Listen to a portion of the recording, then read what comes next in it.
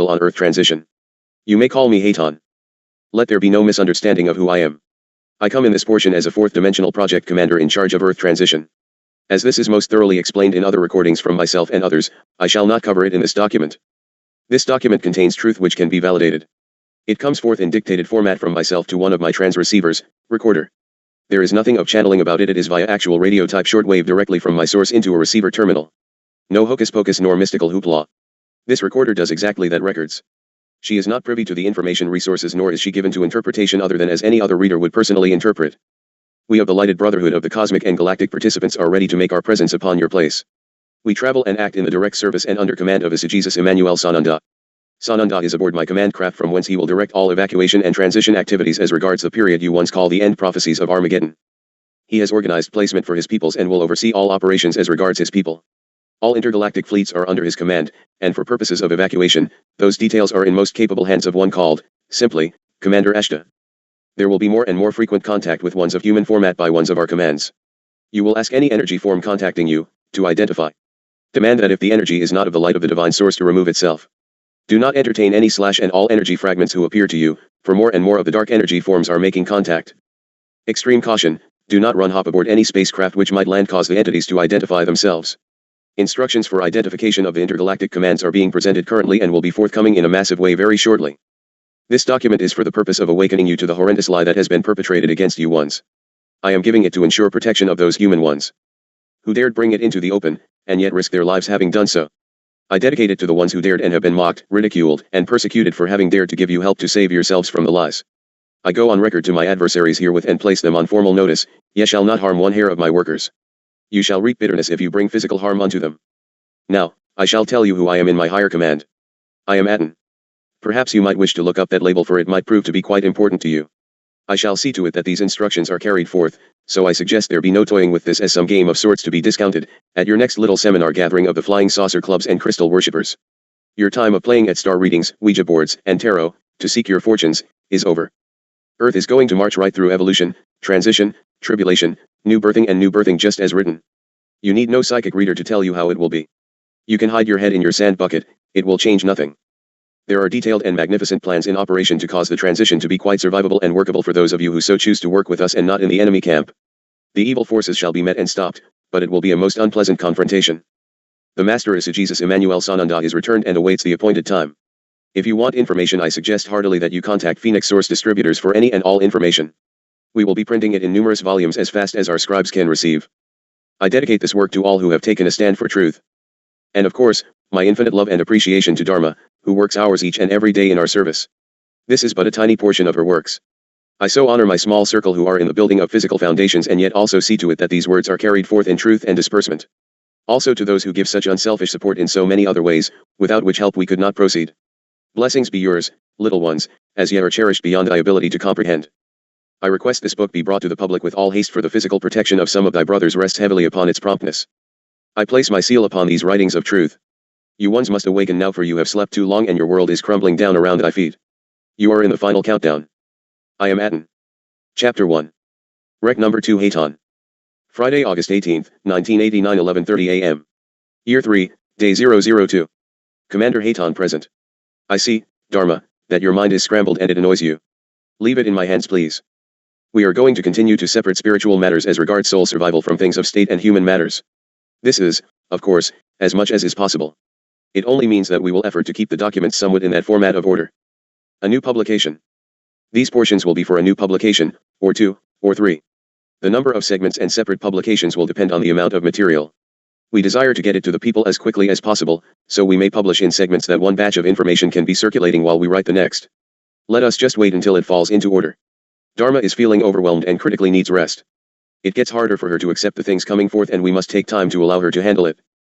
I will please need the banking, gray man, audio tape transcribed, but first, I think it is time we dealt with the UFO situation in some detail. This matter must be set to straight in that you must realize that what will be coming into your attention is not of the lighted brotherhood. I warned you in the early days of contact, in fact grandfather warned you on the 19th of August, 1987, that the lighted space brotherhood would be blamed for many, many things. It will thusly come about, for all will be lumped into one binded grouping, which is most erroneous. There is the group of small gray beings that are in total infiltration within your government, etc. They have been very clever, as is their trait, for they have the big boy leader himself, Satan, at helm and between your military, government and scientific community mingled with their misdirected lies and false information, you are in serious trouble. Your government is fully aware and has been working steadily at self-survival of the top echelon leaders of your country since the early 1950s. I am going to name names and code operations and integrate these things for you. I will give valid input where lies prevail. This will be a lengthy document, so, Dharma, we shall take it step by step, and no, you will not blow up on me, you just type what I give you, little sister. Crashed spacecraft. For many years rumors have persisted that the US government has in its possession spaceships manufactured on other worlds, as well as the occupants of these interplanetary craft, some dead and some yet alive. In your late 1940s and early 50s, both Army and Air Force military units on direct orders from the Pentagon rushed to the site of several crashes in the southwestern part of the United States and carried away the unearthly remains of both the craft and alien occupants. The wreckage and bodies were eventually put into deep freeze storage, literally and figuratively, at Wright-Patterson Air Force Base in Dayton, Ohio. According to your own military sources who later went against orders and talked, the infamous Hangar 18 was used for this purpose. Rightly so, among much other covered-up operations and information. Your own Barry Goldwater made several requests and efforts to be permitted to check the contents of the hangar and was never allowed within the installation. There are dozens of other top-ranking persons, but I think you will all recognize the label of Barry Goldwater. Now, don't be confused by names and places, for I will point out something right now: you cannot trust anyone in the government or military at this point. At one point there was actually a tug of war going on between various branches of the government as to who was to get final access to these spacecraft. Then FBI Director J. Edgar Hoover said in a signed memo, "We must insist upon full access to the disks discovered."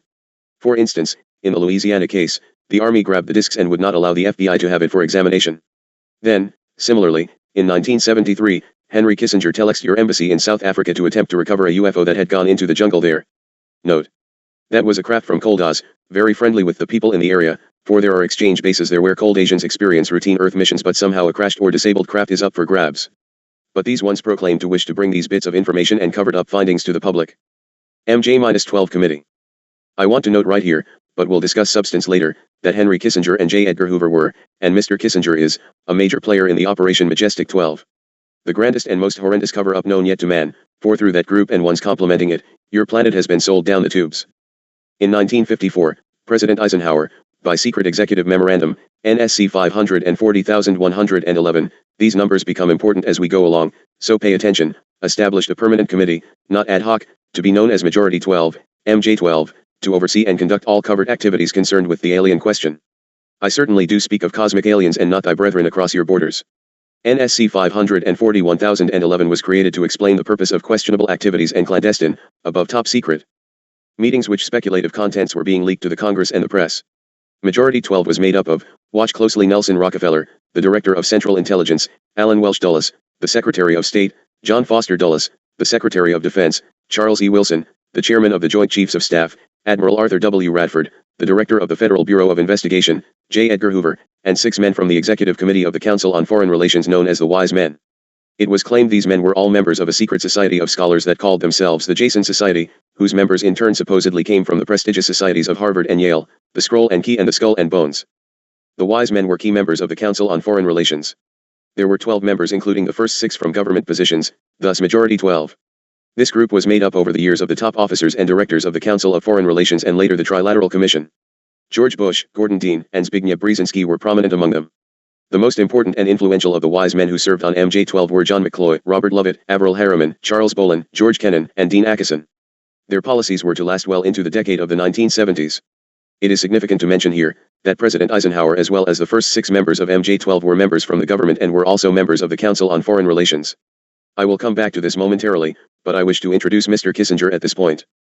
In November of 1955, NSC 5412/2 was issued establishing a study committee to explore all factors which are involved in the making and implementing of foreign policy in the nuclear age as a neatly laid out plan to camouflage the real point of the matter, the alien question and problem. By secret executive memorandum, NSC 5411 in 1954, President Eisenhower had commissioned the study group to examine all the facts, evidence, lies, and deceptions and discover the truth of the alien question. NSC 5412/2, mentioned above, was a cover which was necessary when the press began inquiring as to the purpose of regular meetings of such important persons. These meetings were first dubbed the Quantico meetings, which began in year 1954, and were held at Quantico Marine Base.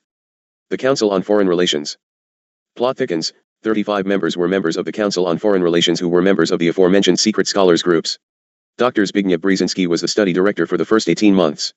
Dr. Henry Kissinger was the group study director for the second 18 months, which would begin in the late fall of 1955. Nelson Rockefeller was often a participant and arranged facilities for such secret meetings on his property, which could not be reached other than by air. This was a bit later in the scenario after it became too public to meet at Quantico. The group roster is a literal who is who. Among them, just for starters, Dr. Edward Teller, Major General Richard C. Lindsay, Lieutenant General James M. Gavin, Major General James McCormick, Jr., and General Walter Bedell Smith Gordon Dean, was chairman. Kissinger's early role. By the time Dr. Kissinger took over as director in November 1955, the meetings were still being held at the Marine Base in Quantico, Virginia, and were then known as Quantico II. Then Mr. Rockefeller built the retreat in Maryland, which could only be reached by air, so the groups and MJ-12 could meet away from public scrutiny. This place bore the code name, Your Government Children Love Code Names, the Country Club. Rightfully so in this instance, as there were elaborate living, dining, recreation, meeting and library facilities, built in, as well as state-of-the-art communication systems, which were also monitored illicitly. I wonder what AT&T would know about that sort of thing? A public announcement was made that the study group was officially ended in 1956. This announcement was followed by Mr. Kissinger's results in 1957. His document was entitled Nuclear Weapons and Foreign Policy, by Henry A. Kissinger, published for the Council on Foreign Relations by Harper & Brothers, New York. Funny thing here, Mr. Kissinger wrote the document, at least 85% of it, while he was at Harvard. Plot thickens, Mr. Kissinger became totally different in his behavior as never before nor since.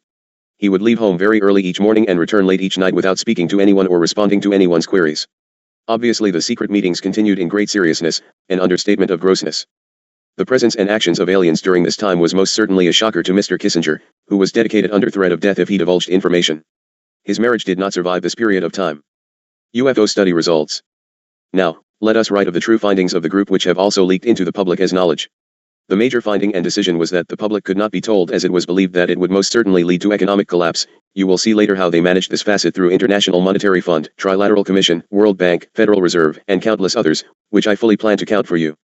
It was also stated that it would surely cause a collapse of the religious structure. Yes, God and Jesus Christ, not to mention all those other indoctrinated clubs, could not survive such a truthful blow. Also, knowledge in truth would cause national panic, which would lead into anarchy, and thus at all costs and any expense, to the taxpayer of course, cover-up would be maintained. Now back to Mr. Kissinger's public appeal for information data to be brought forward, along with prior petition of J. Edgar Hoover for same. How does it look to you? Do you really believe he wanted to tell you neat taxpayers, all about spacemen and funny little airplanes? The government role. Now for the unthinkable, and hear me well. I mean hear me really well, for you are dealing with ones who will stop at nothing to keep the truth from you. Your own military and government have killed your own citizens, who planned to release information, and set up false evidence about crashed craft, deliberate and without provocation, then produced falsified findings all the way to the top governmental officials, like your president, to be buried in even deeper secrecy. Well, it is all coming public, little ones. Now here is what they reported officially. A major finding was that the aliens were using humans and animals for a source of glandular secretions, enzymes, hormonal secretions, blood, and in horrible genetic experiments. The aliens explained these actions as necessary to their survival. They stated that their genetic structure had deteriorated and that they were no longer able to reproduce, and also, their planet was unable to survive for a much longer period of time. They claimed that if they were unable to improve their genetic structure, their race would soon cease to exist. What a bunch of you know what. If you were in such trouble, would you go to a place where the people and the planet are in even worse shape? If you have technology to get to Earth, you could certainly get to any one of billions of other inhabited planets where technology and life is superb beyond comprehension. Well, the group claimed to look upon these explanations with suspicion also, or so they presented on the documents. Since our weapons are literally useless against the aliens, absolute truth, MJ-12 has decided to continue friendly diplomatic relations with them until such time as we are able to develop a technology which would then enable US to challenge them. On a military basis, overtures would have to be made to the Soviet Union, and other nations, to join forces for the survival of humanity. Humanity is humanity's worst and only deadly enemy. In the meantime, we need to develop plans to research and construct weapon systems using conventional and nuclear technology which can hopefully bring us to parity. Okay. The results of the research were Projects Joshua and Excalibur. Joshua was a weapon captured from the Germans which was capable of shattering 4 to 6 inch thick armor plate at a range of approximately 2 miles using low-aimed low-frequency sound waves, and it was hoped that this weapon might be useful against the alien craft and beam weapons. Now Excalibur is a real dandy, also. It was a weapon carried by missile to some 30,000 feet AGL, not to deviate from designated target more than some 50 meters, would penetrate 1,000 meters of tufa hard-packed soil such as that found in New Mexico. Now why would anyone want to penetrate 1,000 meters, over 3,000 feet, into New Mexico soil, and would carry a 1 megaton warhead? Do you suppose it was intended to possibly destroy the aliens in their underground bases which your government built for them? So be it. Oh yes, I almost forgot, Joshua is tucked away, having been successfully tested awaiting better other weapons as mentioned above. Excalibur did not get well underway until recently, and now there is an unprecedented effort to further perfect this weapon. Of course, a weapon that misses its target by some 50 meters is not of great threat to any of us out here in the cosmos. Sorry about that. You also assume that you can get to our craft with such a foolish thrust system? It is your accidents that endanger us when we get called in to shut down your chain reactions. Those scenarios are on audio tape and we shall publish them also as time permits. Then you once pick and destroy some of the most wondrous of God's creations when you deliberately destroy the ones whose systems are chlorophyll-based and process food into energy much the same as plants. This was the case with the live alien recovered from an accidental crash landing in Roswell, New Mexico and named Ebe. Extraterrestrial biological entity. He was taken in 1949 and became ill and died in mid-1952. I shall talk about him also. But for now, let me tell you Earthmen something important. These aliens came directly upon request and directly to bases already operational by your military and the little gray men. They hold the secret for survival in a greenhouse environment of high nitrogen and carbon dioxide atmosphere along with high temperature endurance. They could not, however, endure the high temperature that burned them to cinders. You ones have a lot of debts to pay your cosmic brethren, my friends. Dharma, take a break. I see you are going to pass out and I don't need a sick secretary, little one. Go get thy balance back and we will continue. Chapter 2. Rec number 3 Haton. Friday, August 18, 1989 7:30 p.m. Year 3, Day 002. Haton present in truth, let us continue. Most of the things which I will tell you are not pleasant. I bring forth these things only in truth that you, of mine friends, be prepared. We have no subversive intent toward any nation nor do we wish any type of civil uprising. In fact, I tell you here and now that I want no participation from any of you in anything of that matter. We are here to help build a communications and business center, whereby those of you who wish to participate can live comfortably during a most difficult time. Ignorance is not bliss in this instance, you must know truth to understand non-truth and act wisely in all circumstances. That means you must know what has transpired up until this point so that you can anticipate how it will impact you as you move through this critical time of events. Crash details. Let us return to the beings of Aztec, New Mexico. The stories get more insane with each telling. It seems how about a little truth to shed some light on the happenings. Between the first of your year 1947 and the end of your year 1952, and here I shall use published figures all erroneous, at least 16 crashed or downed alien craft, 65 alien bodies, and 1 live alien were recovered. An additional alien craft had exploded and nothing was recovered from that incident. Of those incidents, 13 are reported to have occurred within the borders of the United States, not including the craft which disintegrated in the air. Of these 13, 1 was in Arizona, 11 were in New Mexico and 1 was in Nevada. 3 occurred in foreign countries. Of those, 1 was in Norway, and the last 2 were in Mexico. Sightings of UFOs were so numerous that serious investigation and debunking of each report became impossible utilizing the existing intelligence assets. Let us look at these published figures a bit more closely. Does it not seem strange that only 3 of said 16 crashes occurred in foreign countries and 2 of those in Mexico? Could it be that other countries are not quite so hostile to visitors? How do you think there would be 11 in New Mexico? Could it be the visitors were being lured into secret bases and then fired upon and downed? On October 29, 1987 your government fired a heat-seeking missile at my own ship above Vandenberg Air Force Base in California after attempting to fire a nuclear warhead into our space. On August 17, 1987, 5 Pleiades craft were crash-landed, 1 reported in Yucca Flats and later claimed to be a stealth crash, yet it was also claimed the stealth was still in prototype. 1 was crashed in Virginia and 1 in Texas. Both of the latter were reported and covered up. The one in Texas, however, made it both to KPRC and KTRH and both Houston major papers. The remaining 2 have not been publicly reported and I shall avoid discussion of them. Of the craft that was crashed in Yucca Flats, there were 5 crew aboard. 3 were apparently dead, 2 have body vital signs and are now in Nellis Air Force Base in Nevada. This information has been verified by a group out of Edwards Air Force Base, no longer assigned in that area, and 1 officer from Nellis Field pleading anonymity, verified same in New York. What is at Edwards Air Force Base would boggle the minds of the public. These were shuttlecraft from my command, therefore I have my facts correct, ma'am. There was also a crash out of Bakersfield, California in 1986 which was also projected as a stealth. Does it strike anyone as strange that you crash the first 5 of 5 stealth planes while they are still on the drawing board? What expense is one of your stealth bombers? $500 million? My OIC, perhaps stealth fighters. Why do you need stealth bombers and fighter planes when the war is going to be fought with missiles and nuclear bombs from missiles? Could it be anything like your year 1957 when your army was assigned the task of forming a super-secret organization to furnish security for all alien task projects? The first of such organization became the National Reconnaissance Organization based at Fort Carson, Colorado. The specific teams trained to secure the projects were called Delta. A second project code-named Snowbird was promulgated to explain away any sightings of the red light, alien, crafts as being Air Force experiments. The Snowbird, as I said, your government loves cute code names, crafts were manufactured using conventional technology and were flown for the press on several occasions. Very different in appearance. Project Snowbird was also used to debunk legitimate public sightings of alien craft, UFOs. Project Snowbird was most successful and reports from the public declined steadily, that is, until recently and currently. Thus enters your stealth toys. What do you think really goes on at your Pine Gap, Australia installation? Have you once slept a bit too long perhaps? Let me finish the story of New Mexico and the crash of our beloved brothers who are able to live in high concentrations of carbon dioxide. They came for two reasons. Firstly, they thought they might be of help in assisting you to meet needs in order for your species to survive as your greenhouse effect worsens. Secondly, if you could not survive, they could beautifully. Therefore, a planet would not be wasted. But they came to you in peace and wondrous love. They were lured in, brought down and attacked. The beings were flamed to incineration with the exception of 3 in the second or third crash that were kept for informational hostages. More disrespectful was that the stories were then projected that there were body parts of humans stashed aboard, such as reproductive organs, anus, sex organs, and other cute things that only would interest Earth humankind and strike terror into the hearts of the populace. A funny thing happened though. After removing all working equipment from the craft, the interior was burned to a cinder to the point that it was claimed nothing could be salvaged. How so, then, could you produce these readily recognizable body parts such as a human anus after a fire which charred the alien bodies to their very skeletal system? Do you humans, as a group, ever open your eyes and question anything? Are you drugged beyond recovery? Ebe. Before I talk about recent and current events, I shall give you a rundown of sequence of events and those involved greatly from your 1940s that you can give consideration. There are some very brave people who have brought forth this similar information. Honor them, for they have risked their very lives, as well as their loved ones. All have flawed information, but some have presented as honestly as they could research it. I, Hayton, have a great advantage in fact-finding. I want to give honor to our cosmic brother who served well and died on your place without language, isolated and frightened. That is the one you dubbed Ebe.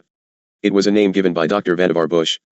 Flash. In November of 1950, a Canadian engineer by name of Wilbert Smith wrote a proposal for a study of the Earth's magnetic field as a possible energy source.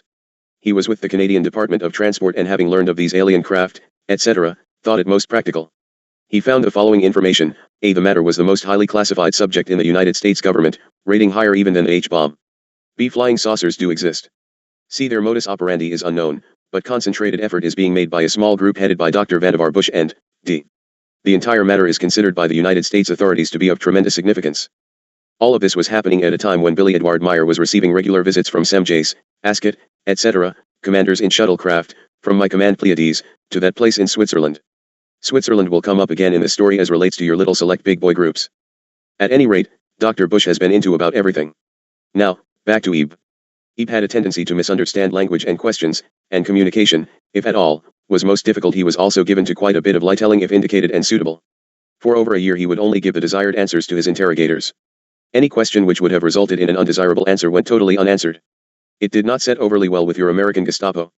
Now here is where I really give honor to beloved Ebe.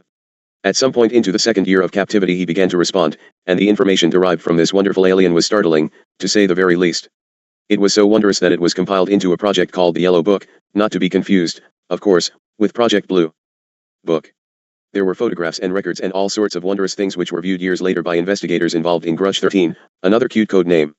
Grudge 13 evolved out of a pre-existing group called Project Sign. Blue teams were put together to recover the crashed discs and dead or alive aliens. The blue teams were later to evolve into alpha teams under Project Pounce. In late 1951 Ebe became ill. Medical personnel had been unable to determine the cause of Ebe's illness and had no background from which to draw. Ebe's system was chlorophyll-based and he processed food into energy much the same as plants. Waste material was excreted about the same way as plants. By the way, there are always lovely bathrooms available aboard their craft for their guests. They are beloved about the cosmos and often are transporters and do any and all things to allow guests comfort and convenience.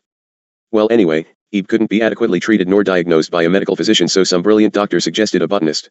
Therefore, Dr. Guillermo Mendoza was brought in to try and help him recover. Dr. Mendoza was gentle and loving and worked diligently with Ebe, but Ebe expired in mid-1952. Dr. Mendoza, however, now became the expert on alien biology. These are the only aliens with this type of digestive system. That should tell you more than I am printing here. You did the same thing to a lot of them, didn't you? In a futile attempt to save Ebe and to gain favor with a technologically superior alien race. Now why would that matter? The United States began broadcasting a call for help early in 1952 into the vast regions of space. The call went unanswered, but the project continued as an effort of good faith. How much good faith can you muster? Why would they ever in this universe answer another call from you? The friendly skies. Now, I guess you think I am picking on the United States of America. Well, that happens to be where I am on duty and, therefore, that is the geological location I shall discuss. We may, or may not, have time to cover the rest of the world. You have been the very worst hosts of all the planets. In your year 1988 a craft went down in China and living beings were recovered. In agreement with other major world powers to notify each other of these instances, the Chinese asked what they should do. Both the United States and the Russian spokesman said to kill them. Now, just how friendly do you think the cosmic brethren should be to little old you? Well, they have compassion for your plight and know it is not the masses which do these things. They will be gentle and forfeit their own lives to assist you. That, friends, is what love is: love of another being, love and honor of the laws of creation, and love of God and his laws. But you tread a very, very narrow tightrope. An impotent giant. Can you just imagine your President Truman, after having blown up Japan with the first despicable nuclear bombs, to find himself virtually impotent in the situations that followed? The United States had regained the status of financial giant, the most advanced technology, the highest standard of living, had the most worldwide influence, and suddenly your government discovered that an alien spacecraft piloted by insect-like beings from a totally incomprehensible culture had actually ended up in the desert of your New Mexico. Well, it wasn't like that. It was already known by the military ones and a great many high governmental officials. It was, however, when cosmic and galactic bells chimed, you foolish ones had actually done it, the stupid of stupid. You had now set yourselves up for the final destruction, and oh my, it is coming, it is coming right on time, as the prophecies of all times have laid it out. You also jeopardize the entire system of your corner of the universe, specifically and most devastatingly, your solar system. And worse, you desire to bring that deadly trash out here with us. No thank you, friends, you most surely will not do so. During those years, the United States Air Force and the Central Intelligence Agency exercised complete control over the alien secret. In fact, the CIA was formed by presidential executive order first as the Central Intelligence Group for the express purpose of dealing with the alien presence. The National Security Act was later passed, which established it as the Central Intelligence Agency. Then the National Security Council was established to oversee the intelligence community and especially the alien endeavor. The CIA was then removed from the sole task of gathering foreign intelligence and gradually and surely legalized direct action in the form of covert activities at home and abroad, this through a whole series of National Security Council memos and executive orders. Intelligence and cover-up. In the next two portions I give honor to an Earth brother for such compilation, for it is too intelligent for me to decipher from all your intelligent operations. The Foreign and Military Intelligence, Book 1, Final Report of the Select Committee to Study Governmental Operations with Respect to Intelligence Activities. United States Senate, 94th Congress, 2nd Session, Report No. 94-755, April 26, 1976, p. 49 states, this directive empowered the Secretary of State to coordinate overseas information activities designed to counter communism. A top-secret annex to NSC-4, NSC-4A, instructed the Director of Central Intelligence to undertake covert psychological activities in pursuit of the aims set forth in NSC-4. The initial authority given the CIA for covert operations under NSC-4A did not establish formal procedures for either coordinating or approving these operations. It simply directed the DCI to undertake covert operations and to ensure, through liaison with the state and defense, that the resulting operations were consistent with American policy. Later NSC-10/1 and NSC-10/2 were to supersede NSC-4 and NSC-4A and expand the covered abilities even further. The Office of Policy Coordination, OPC, was chartered to carry out an expanded program of covert activities. NSC-10/1 and NSC-10 have validated illegal and extra-legal practices and procedures as being agreeable to the national security leadership. The reaction was rapid. In the eyes of the intelligence community, no holds were barred, and if you can figure it out, I am relatively sure that statement is quite true. Under NSC-10/1, an executive coordination group was established to review, but not approve, covert project proposals. The ECG was secretly tasked to coordinate the alien projects. Really thought they had forgotten us aliens there for a minute. NSC-10/1 and NSC-10/2 were interpreted to mean that no one at the top wanted to know about anything until it was over, wrapped up, and successful, always successful without getting caught. These actions established a buffer between the president and the information. Now, beloved ones, don't tell me you haven't seen this little tactic in operation. How about every president since that time? Watch closely at the sleight of hand. This was intended as a buffer and means for the president to deny knowledge if leaks divulged the true state of affairs. This very tactic has been used in all later years for the purpose of effectively isolating succeeding presidents from any knowledge, or expressed thusly at any rate, of alien presence other than what the secret government, I'll most surely explain this term, and the intelligence community wanted them to know. Pretty effective, too, in the matter of aliens.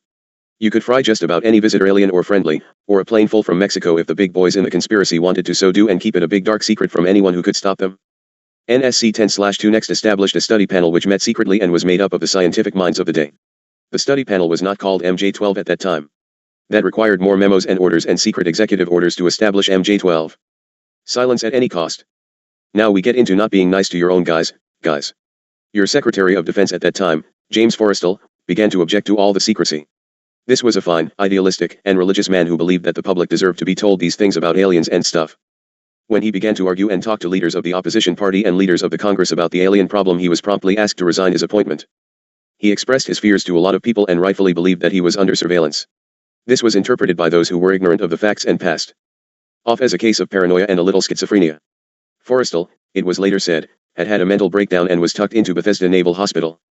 It was feared that Mr. Forrestal would begin to gibber again and tell some secrets, and therefore it was made sure that he was isolated from such possibilities. In the early morning hours of May 22, 1949, agents of the CIA tied a sheet around his neck, fastened the other end to a fixture in his room and pushed him out the window. The sheet tore and he plummeted to his death. Lots and lots of victims since that day. Now, if you are a nice victim and take your knocks like Oliver North, you get to go on and teach drug healing, even head up a committee for public service. Times change, but don't count on it, my friends. Keep your rear covered. NSA gets to be boss. On to happier topics. The super secret National Security Agency by secret executive order was created by President Truman in November of 1952. Here we go. It was created with the primary purpose of deciphering the alien communications and language and establish a dialogue with the aliens. Now, what about all those humongous radio telescopes and huge receivers Mr. Cosmos talks about, and Mr. Spielberg and thus and so? All this is undoubtedly going to irritate Mr. Sagan, or do you think maybe he knows too? Could it just be you good, tax-paying citizens who are excluded from the inside information? You just get to pay for it with your money and your lives. Well, Project Sigma was quite successful. The National Security Agency, NSA, also maintains communications with the Luna base and other secret space programs. Here is another really good one. The NSA is exempt, by executive order, from all laws which do not specifically name the NSA in the text of the law as being subject to that particular law. That means that if the agency is not spelled out in the text of any and every law passed by the Congress, it is not subject to that or those laws. Well, the NSA now performs many other duties and in fact, is the premier agency within the intelligence community. Today the NSA receives 75% of the monies allotted to the intelligence community. A lot of power goes along with a lot of money. The Department of Central Intelligence is now only a figurehead club maintained to fool the public. The primary task of the NSA is still alien communications, but now includes other alien projects as well. I do hope I do not bore you with political history, but it is quite time that someone does. It might as well be an alien commander so that the facts can be a bit accurate. Your leaders and wardens can't seem to get many of the facts straight and their memories fail them so often. So be it. Dharma, close this for tonight as I can see you have had enough CIA and NSA and DCI, etc. I wish to continue tomorrow on the trilaterals, unilaterals and other coops of chickens, and I can see that you are almost asleep. Speak of boring. Bless you, little one, I shall see that you rest well. Salut and good night. Haton clearing frequency, out please. Chapter 3. Rec number 1 Haton. Saturday, August 19th, 1989 7:30 a.m. Year 3, Day 003. Haton present, let us continue please. I trust you are ready for a marathon of writing. Your family is here to visit during this special time, so I urge that you attend meals, at least, with them. I am sorry that I must keep you away from the festivities, but I feel these things must be made public in timely fashion. I also concern for your public visibility. There are hundreds and hundreds of very powerful people who do not want this information made public. At any rate, let us continue. World powers informed. After the Roswell, New Mexico recoveries, your President Truman kept the Allies as well as the Soviet Union. At present, in 1989, you and Russia are the closest of allies, another facade to confuse the masses of people informed about the developing alien problem. This was done in the event the aliens turned out to be a threat to the human race. Plans of elaborate nature were formulated to defend the Earth in case of invasion. What do you dear ones think the Star Wars project is all about? Do you really think you need cosmic weapons to defend yourselves from Russia? How many of you heard your President Reagan, on television network, suggest a cooperative pact with Russia to defend Earth from aliens? Do any of you pay attention, or is it that you are simply upset when news interferes with your soap operas and sports events? So be it. Well, Mr. Truman and top military and governmental personages began to formulate elaborate plans to defend the Earth in case of invasion. It was very difficult to maintain international secrecy with such a widespread effort afoot. So, it was decided that an outside group was necessary to coordinate and control international efforts in order to hide the secret, especially from other governments and the worst foe of all, the press and other media. The Bilderbergers. The results of this problem was in the formation of another secret society which became known as the Bilderbergers. I mentioned this before and will again. This Bilderberger group headquarters in Geneva, Switzerland. The Bilderbergers evolved into a secret world government that now control everything, and, brothers, I do mean everything. There is also a very good reason it settled in Switzerland other than neutral banking systems. That is the very place the Space Command, my Space Command, was making public contact and bringing forth qualified and documented information. This, through one Billy Edward Meyer, who was placed there to receive the data from our star people in personal contact. I will be speaking at great length about Billy Meyer, but I want to finish setting the stage and list of characters presently. By 1953, at least 10 additional crash disks were recovered along with some 25 to 30 dead aliens and 4 live ones. Keep in mind these are government statistics and are false, but it absolves me of argument, to use your own. Also, most of the crashes were shoot-downs. Our craft are very vulnerable to interference of energy fields and when manifested in visible format are vulnerable. Further, most surviving aliens do not survive very long in your hands. Most are slain outright if deviant from your little gray allies. Well, the found stats read like, 1 in South Africa which caused the flap with Mr. Kissinger, 1 in Louisiana also an FBI flap, 2 in Texas and 4 in Arizona. There was an additional 1 in Montana. Again, we are basically speaking of the United States because you were the only ones actively shooting down the aliens.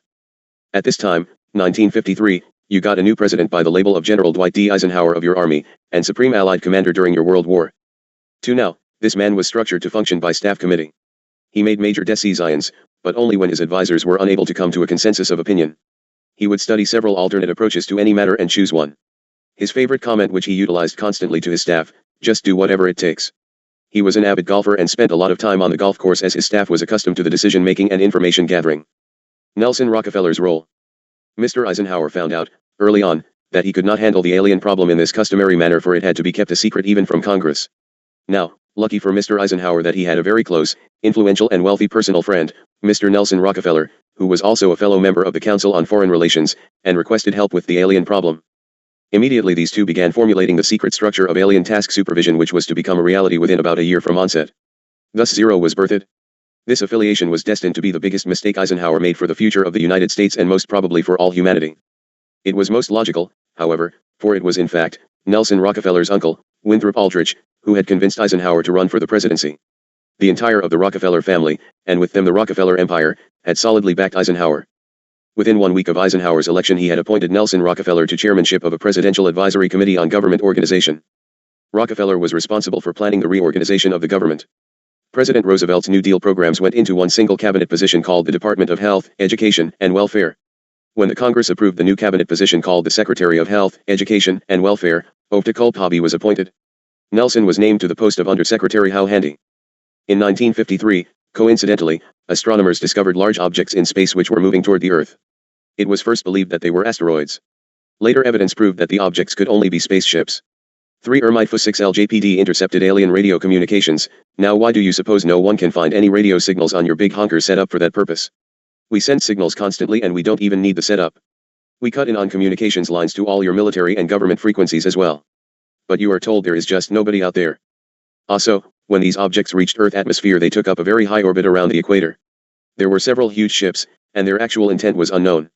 I hereby make it known, it was to keep you sweethearts from tilting your planet some 13 degrees off orbit. Also, ships were placed at your north and south poles because your planet had already begun its shifting.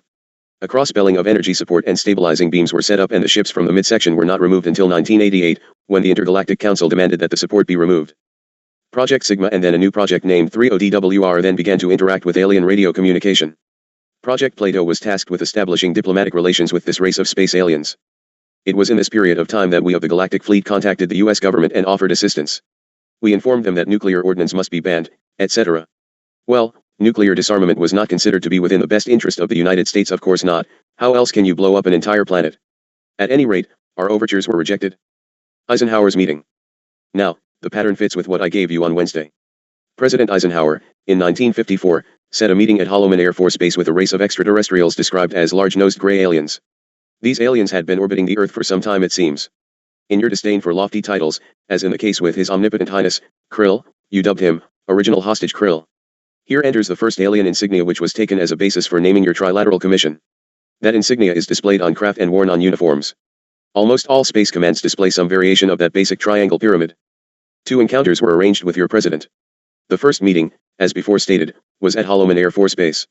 In this meeting a basic agreement was reached. The aliens identified themselves as originating from a planet around a red star in the constellation of Orion, which you label Betelgeuse. They stated that their planet was dying and that at some unknown future time they would no longer be able to survive there. Well, what can you expect from strange aliens? Again, with all the millions of inhabited planets, why would His Omnipotent Highness Krill choose one working diligently to blow itself away?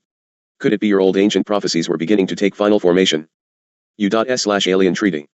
Next, there was a follow-up meeting to sign treaties between the alien nation and the United States. This was consummated at a meeting planned for Edwards Air Force Base. 2 other extremely well-known personages attended also. One was Bernard Barrick and a highly esteemed religious leader who has been named. I choose to not do so here at this time. Edwards was a front cover. I shall neither divulge the actual meeting location. There are also, friends, commitments which I have personally made to your leaders and I shall honor them. Both of these landings were documented and films were taken of both the aliens and the alien craft. The treaty was signed. Now, I shall tell you what has been brought forth as it was stated only fudged on in 7 or 8 places. And, I mean in the writing of demands all the actions have been falsified.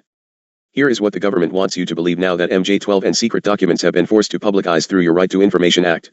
The cover-up continues, but here is what is touted about your place. The aliens would not interfere in your affairs. This is not allowed by Intergalactic Council and Hierarchy Council of the Cosmic Council had nothing to do with you. And you would not interfere in the aliens. They would furnish you with advanced technology and would help you in your technological development. They would not make any treaty with any other Earth nation. But you can't trust all the strange aliens who drop in on you. You could just be picking up a bunch of Satan's omnipotent angels. They could abduct humans on a limited and periodic basis for the purpose of medical examination and monitoring of your development, with the stipulation that the humans would not be harmed, would be returned to their point of abduction, that the humans would have no memory of the event, and that the alien nation would furnish MJ-12 with a list of all human contacts and abductees on a regularly scheduled basis. It was agreed that each nation would receive the ambassador of the other for as long as the treaty remained in force. Which, of course, was for as long as the aliens desired it, since you couldn't do anything about it anyway. Remember, we offered to assist you. We could have kept them in the high special heavens if you had only listened. But then, you would have postponed the prophesied Armageddon and spoiled the play. Human has free will choice, and yet, the Brotherhood of the Universe knows exactly what you will do every time. You will always choose the devil in the sheep's clothes. Greed and power always prevail in a human environment, and they rule, by total fear, the masses. Alien bases in the U.S. It was further agreed that the alien nation and the United States would exchange 16 personnel each to the other with the purpose of cross-learning, each from the other. Yours would go to Orion, etc., and theirs would come to Earth. This exchange would occur with change of personnel on a regularly scheduled basis. It was also agreed that bases would be constructed underground for the use of the alien nation, and that 2 bases would be constructed for the joint use of the alien nation and the United States. These alien bases would be constructed under Indian reservations. Forget about asking your Redman brothers, in the 4 corners of Utah, Colorado, New Mexico, Arizona, or thereabouts for starters. One would be constructed in Nevada in the area known as S4, located 7 miles south of the western border of Area 51. You look them up, and this one would be known as Dreamland. How sweet. There is also a huge installation in New Mexico. We are talking big installations, all underground. Now enters an interesting situation. All alien areas are under complete control of the Department of the Navy. All personnel who work in these complexes receive their paychecks from the Navy. How quaint, don't you think? Well, construction was slow in the beginning, because how can a government funnel that much money aside in total secrecy? Until large amounts of money were made available in 1957 by some secret mode of funding, which I will tell you about in a minute. Well, in keeping with the tradition, Project Red Light was formed, and experimentation in test flying of alien craft was begun in real earnest. You were again hoodwinked, for the technology given you was primitive for space flight. At any rate, this birthed the Delta program, Flying Wing, and Snowbird. Funny thing, here at Dreamland, all personnel need above top security clearance, Q rating, as well as executive, president, approval. Even more irony pops forth: the president does not have sufficient clearance to visit the site. Now the alien base and exchange of technology actually took place in the area known as S4. This area was codenamed the Dark Side of the Moon. Pretty apropos as things turn out, with later activities found already well established by the time you thought you got to the moon, friends. Hiding the money. Along with all the other cute projects and secret commissions, a multimillion-dollar secret fund was organized and kept by the military office of the White House. This fund was used to build over 75 deep underground facilities. Some of these plans I will describe in detail later, such as 2206 and 2*, continuity of government at Doomsday, Armageddon, etc. We'll stick to alien intrigue at this paragraph. Now, if a president asked what the funds were for, he was told they were for building a deep underground shelter for the president, etc., in case of war. Only a few were actually built for the president, and yet the bookwork shows bunches actually the same one was presented to each new president.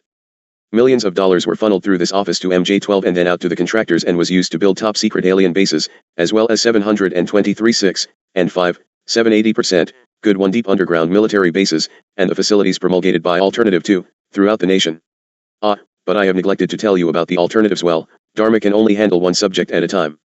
Mr. Johnson really liked this fund. He thought it was for the president and security, etc., so he built some roads, movie theater, and other improvements and comforts around his ranch in Texas. He was never told of its true purpose, and was thus allowed to use the funds without question to keep him from asking. The secret White House Underground Construction Fund was set up in 1957 by President Eisenhower. The funding was obtained from Congress under the guise of construction and maintenance of secret sites where the president could be taken in case of military attack, presidential emergency sites. The sites are literally holes in the ground, deep enough to withstand a nuclear blast, and are outfitted with state-of-the-art communications equipment. Currently there are more than 75, probably over 100, of these sites scattered all around your country. These were built using this fund money. Your Atomic Energy Commission has built at least an additional 24 sites. The locations and everything to do with these sites remain as top secret. The money was, and is, in control of the military office of the White House, and was, and is, laundered through a circuitous web that even the most knowledgeable spy or accountant cannot follow. But I can. Also interesting, as of current times, only a few at the start and end of this web know what the money is for. First on board was Representative George Mahone, of Texas, the chairman of the House Appropriations Committee and of its Defense Subcommittee, and Representative Robert Sykes, of Florida, chairman of the House Appropriations Military Construction Subcommittee. More currently, like up to a very few of your months ago, your House Speaker, Jim Wright, controlled the money in Congress. A tremendous power struggle came about. And he was removed yet to be replaced, in fact. At the other end are the president, who is just now included in the loop, MJ12, and of course the director of the military office, and a commander at the Washington Navy Yard. The money was authorized by the Appropriations Committee, AHUM, who in turn allocated it to the Department of Defense as a top-secret item in the $50 construction program. The Army, however, cannot spend it and, in fact, did not even know what it was for. Do you really wonder how Irangate, Watergate, and other cover UPS can be kept secret? It is the marvel that anyone ever finds out, including the ones involved.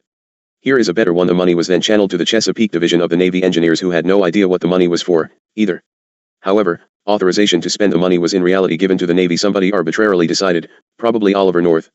Don't quote Hayton on that one, it is a humorless joke. Not even the commanding officer, who was an admiral, knew what the fund was for. Only one man, a Navy commander assigned to the Chesapeake Division, but in reality was responsible only to the military office of the White House, knew of the actual purpose, amount, and ultimate destination of the funds. Almost every trace of the funding could be made to vanish by the very few people who controlled it. How could there ever be an audit of such a fund? Nobody would ever be able to find it. So be it. Let us have a respite, Dharma. Salut, Hayton to stand by. Chapter 4. Rec number 2, Hayton. Saturday, August 19, 1989, 2:45 p.m. Year 3, Day 003. Thank you, Dharma, I am present to continue. Rockefeller's key role. We were speaking of the top-secret fund handled by the military office of the White House. Large sums of money were transferred from this top-secret fund to Palm Beach, Florida, where there is a Coast Guard location called Peanut Island. The island is adjacent to property owned by Joseph Kennedy. The money was reported used for beautification. Yes, Dharma, there is bad news afoot about the Kennedys also, and I shall speak of it later, but I wish to continue with the pecking order without distraction. During all this confusion, Nelson Rockefeller changed positions again. He was named Special Assistant for Cold War Strategy.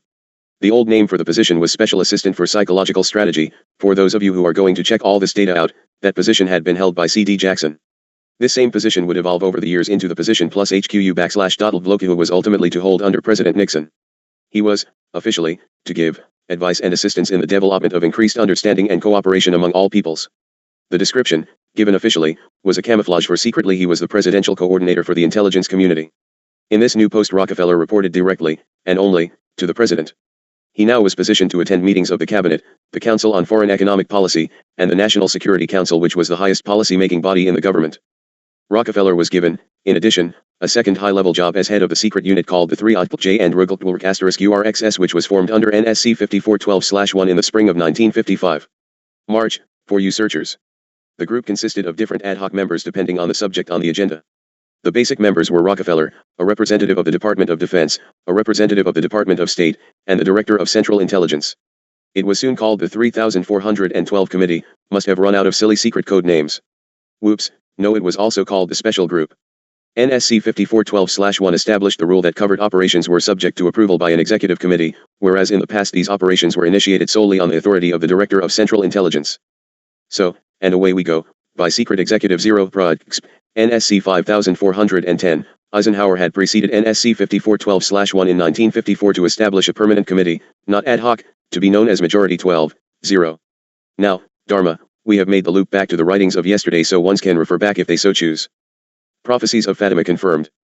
I will digress again to the alien factor. It was beginning to seep through some intelligence minds that some things were happening which were most unusual and had been since the early part of the century. Some of these were brought under scrutiny. Let us consider the event at Fatima. An all-out effort was begun by the intelligence community to find out the deep, dark secrets involving Fatima, and they found out some interesting things. The U.S. used secret Vatican moles that were recruited and nurtured during World War II and obtained the entire Vatican study, which included the prophecy of Fatima. This prophecy stated that if man did not turn from evil and place himself at the feet of Christ, the planet would self-destruct and the events described in the book of Revelations would indeed come to pass. It further stated that a child would be born who would unite the world with a plan for world peace and a false religion beginning in 1992. By 1995 the people would discern that he was evil and indeed the Antichrist of biblical prophecy. World War III would begin in the Middle East in 1995 with an invasion of Israel by a united Arab nation using conventional weapons, which would culminate in a nuclear holocaust in the year 1999. Between 1999 and 2003 most of the life on this planet would suffer horribly and die as a result. The return of Christ would occur in the year 2011. I, Hayton, hereby request that at least one of my writings dealing with end time or, better yet, Jesus lessons, be included in the addendum to this document. Time travel. When the aliens were confronted with this finding they confirmed that it was true. The aliens explained that the human race had been created by hybridization and had been manipulated through religion, Satanism, witchcraft, magic, and the occult. They further explained that they were capable of time travel and the events would indeed come to pass. Later exploitation of alien technology by the United States and the Soviet Union utilizing time travel confirmed the prophecy. The aliens showed a hologram which they claimed was the actual crucifixion of Christ. Your government filmed it. There is always the next question thrust at me: were they using our genuine religions to manipulate us? Or, perhaps they were indeed the source of your religions with which they had been manipulating you all along? Or, was this the beginning scenario of the genuine end times and the return of Christ which had been predicted in the Bible? No one seemed to come up with an answer. I hereby request and strongly suggest all ones obtain a volume called And They Called His Name Emmanuel ***** I.M. Sananda, which can be obtained through Phoenix Source Distributors Incorporated, P.O. Box 27353 Las Vegas, Nevada, 891261, 800-800-5565. So be it, and blessings on the truth of these words. A symposium was held in 1957 which was attended by some of the great scientific minds then living. They reached the conclusion that by, or shortly after, the year 2000 the planet would self-destruct due to increased population and man's exploitation of the environment with no help thereto from God or the aliens. Better give some careful thought to this statement, friends. By the way, I am not a little gray man. I am from Pleiades, from the planet of Haton. I am one in the same as Aten, and I am some 9.5 feet in height. Sorry, I don't qualify as one of the bad guys. I most surely am among their most feared adversaries, however. The Jason Society's alternatives. Now we will get into the alternatives as I promised. By another secret executive order of President Eisenhower, the Jason scholars were ordered to study the scenario and make recommendations for action from their findings. The Society confirmed the scientific findings and made 3 brilliant recommendations called Alternatives 1, 2, and 3. Alternative 1, blast holes in the stratosphere, with nuclear devices, from which the heat and pollution could escape into space. Change the human cultures from that of exploitation into cultures of environmental protection. Note, of the 3 this was decided as the least likely to be accepted and succeed due to the inherent nature of human, and by the way, there might be additional damage due to the nuclear explosions themselves. Alternative 2, build a vast network of underground cities and tunnels in which a select representation of all cultures and occupations would survive and carry on the human race. The rest of humanity would be left to fend for themselves on the surface of the planet. For your information, China can house her population underground in this manner. Also, Switzerland has massive underground facilities, and thus do many other countries. Yours just deals with the bigwig VIP population called politicians, etc. Alternative 3, exploit the alien and conventional technology in order for a select few to leave the planet and establish colonies in outer space away from the mess. The US would then select from volunteers in batch groups or consignments to do the manual labor. These would not be called slaves, but that would be the passport requirement. Let's see now. Locations first would be considered $0, code for WKH0RRQ, and then followed by the planet 0 DUV, code named, yeah. And you once thought these places uninhabitable, sick. As interim tactics for delay action, all 3 alternatives included the following: enforced birth control, enforced sterilization, and the introduction of deadly microbes to slow or control the growth of Earth population. My beloved ones, your AIDS is only one visible and already active plan. There are others which include low-frequency beams that cause mass depression, and the worst and most deadly is an effort to addict the population to all manner of drugs. It was decided, since the population must be reduced and controlled, that it would be in the best interest of the human race to rid yourselves of the undesirable elements of your societies. Hey, don't blame Haton, I didn't say it. The Joint 860QG6RYLHWO Govs dismissed Alternative 1, but ordered work to begin immediately on Alternatives 2 and 3 simultaneously. By 1959 the Rand Corporation hosted a deep underground construction symposium. In the report thereof, machines were demonstrated which could bore a tunnel some 45 feet in diameter at the rate of 5 feet per hour. It also produced pictures of huge tunnels and underground vaults containing complex facilities and even what could be called cities. 5 years of all-out underground secret construction had produced significant progress. Perhaps it proves that secret workers work better than visible public workers, or perhaps the workers are assured a place to park their weary heads during nuclear disaster. Funding via illegal drugs. Oh, and here comes one that really will produce some alkies. The ruling powers decided that one means of funding the alien connection and the other black projects. I didn't say that either, but, beloved friends, the satanic forces without your planet are referred to as the Black Forces or the Dark Brotherhood or the Dark Robes. So be it. Was to corner the illegal drug market. So a young ambitious member of the Council on Foreign Relations was approached, his name George Bush. He was, at that time, president and CEO of Zapata Oil Co., based in Texas.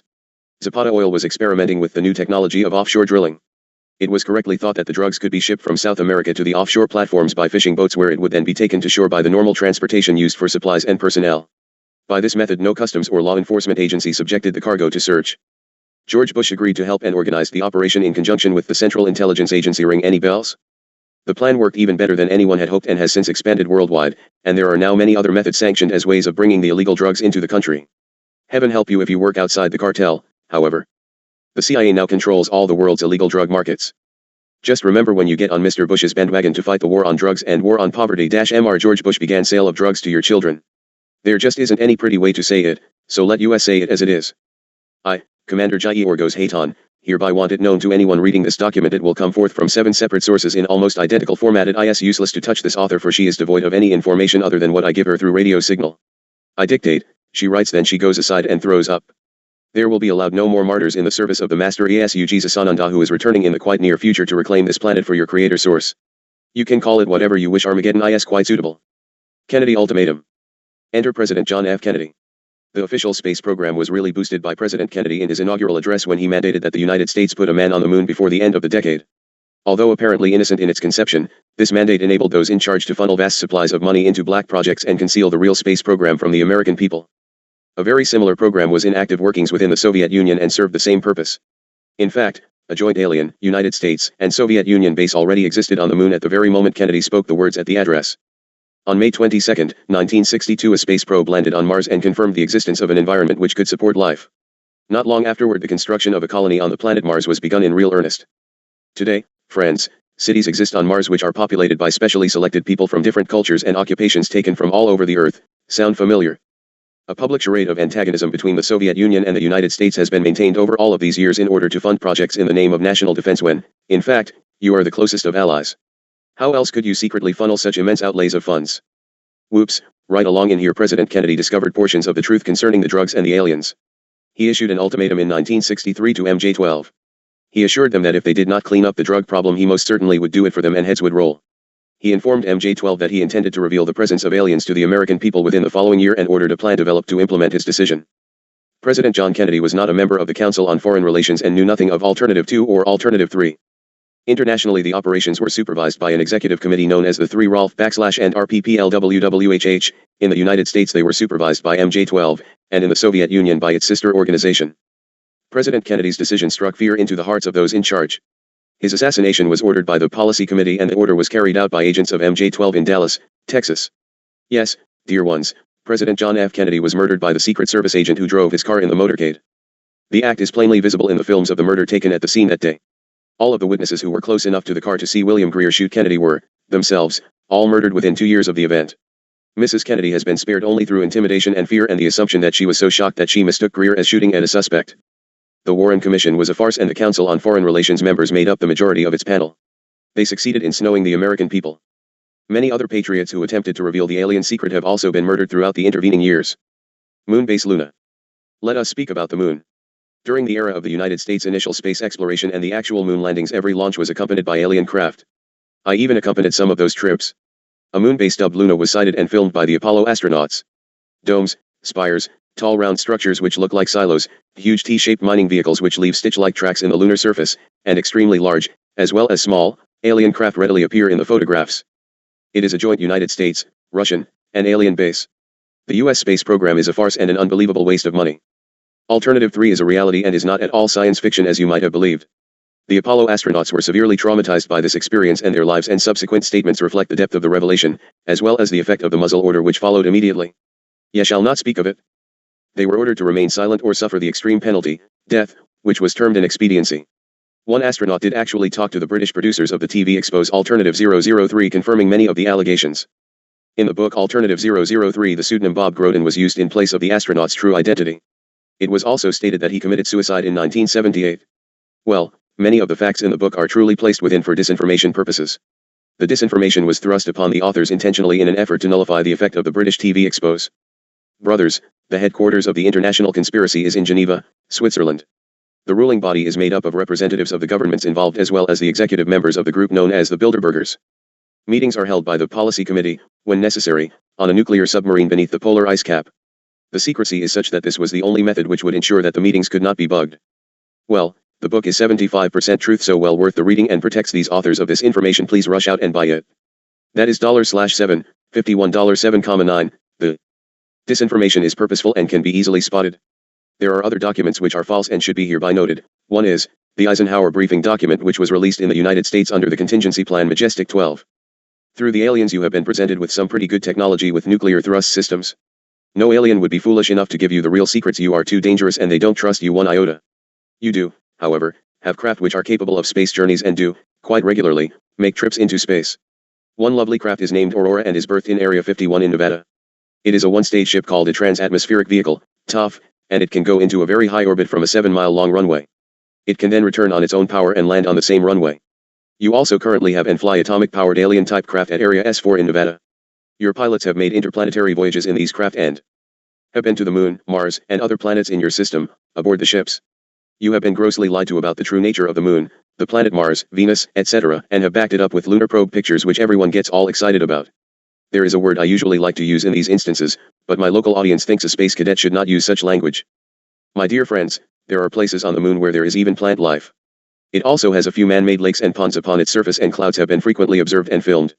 It possesses a gravitational field, and man can walk easily upon its surface without spacesuits, and breathing only requires some assistance with exertion, from an oxygen bottle following decompression, of course. Dharma, I wish to speak of trouble in underground mecha, so let us take a break that you can refresh. Salut, Hayton to stand by. Chapter 5. Rec number 3, Hayton. Saturday, August 19, 1989, 6:45 p.m. Year 3, Day 003. Hayton returned, let us continue please. Confrontation, no contest.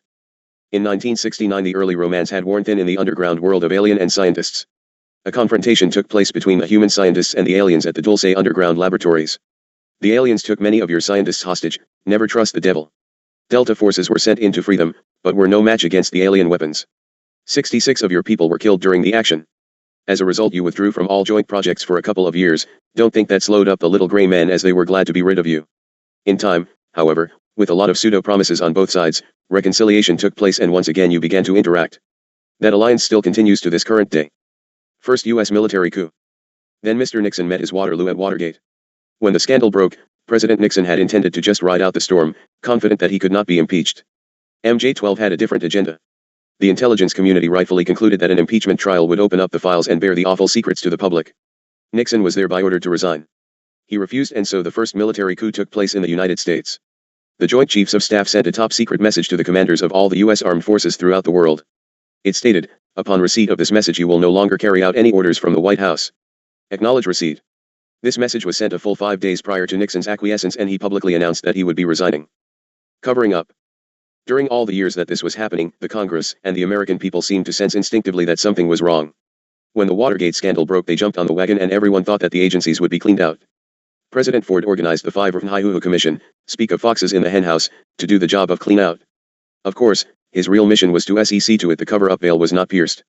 Nelson Rockefeller, who headed the commission investigating the intelligence community, was a member of the Council on Foreign Relations and was the one who helped Eisenhower build the MJ-12 power structure, so surely he was not going to hang himself.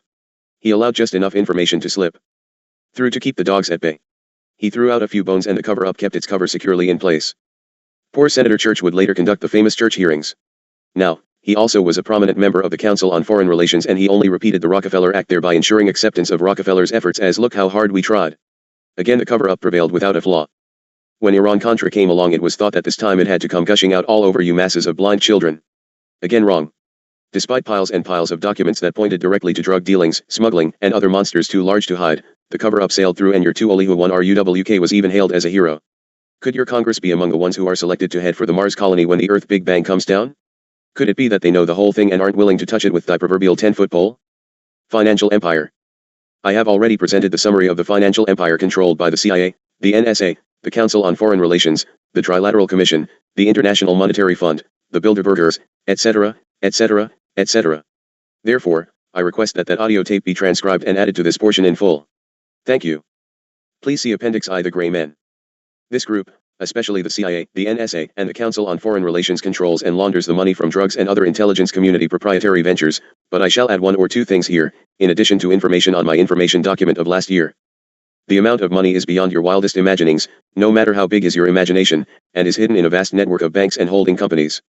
You might enjoy looking at the J. Henry Schroeder Banking Corporation, the Schroeder Trust Company, Schroders Limited, in London, Halbert Wag Holdings Limited, J. Henry Schroeder/Wag & Co. Limited, Schroeder Gebruder & Co., in Germany, Schroeder Munchmeyer Hengst & Co., Castle Band, and its holding companies, the Asian Development Bank, and the Guggenheim Banks and holding companies. These are but a few. Also, how about Chase Manhattan, Federal Reserve, Chemical, etc.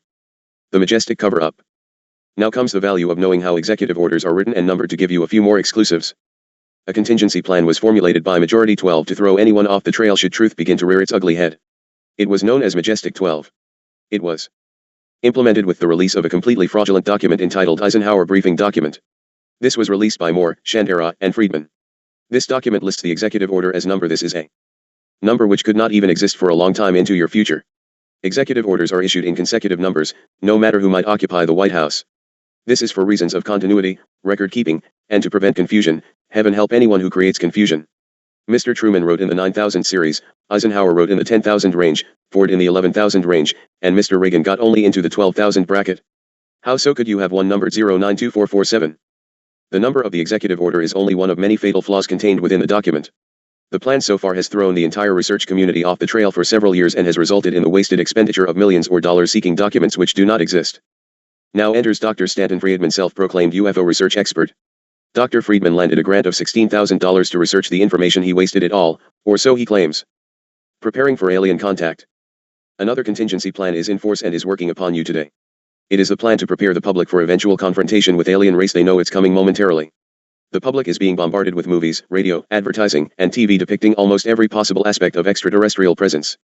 This, of course, includes the awful, insanely awful, and plain putrid, though sometimes, even nice portrayals. Look around and pay attention. We, and our adversaries, plan to make our presence known at any time henceforth from now. This is one way of preparing you for our team. The government is preparing you for the landing and contact, but they are fostering fear and terror but keeping the edge off so you, the public, do not completely panic. Martial law plan for. Now, precious ones, for the hardest fact and contingency plan, and it is under full sale this very day. Hold to your safety belts.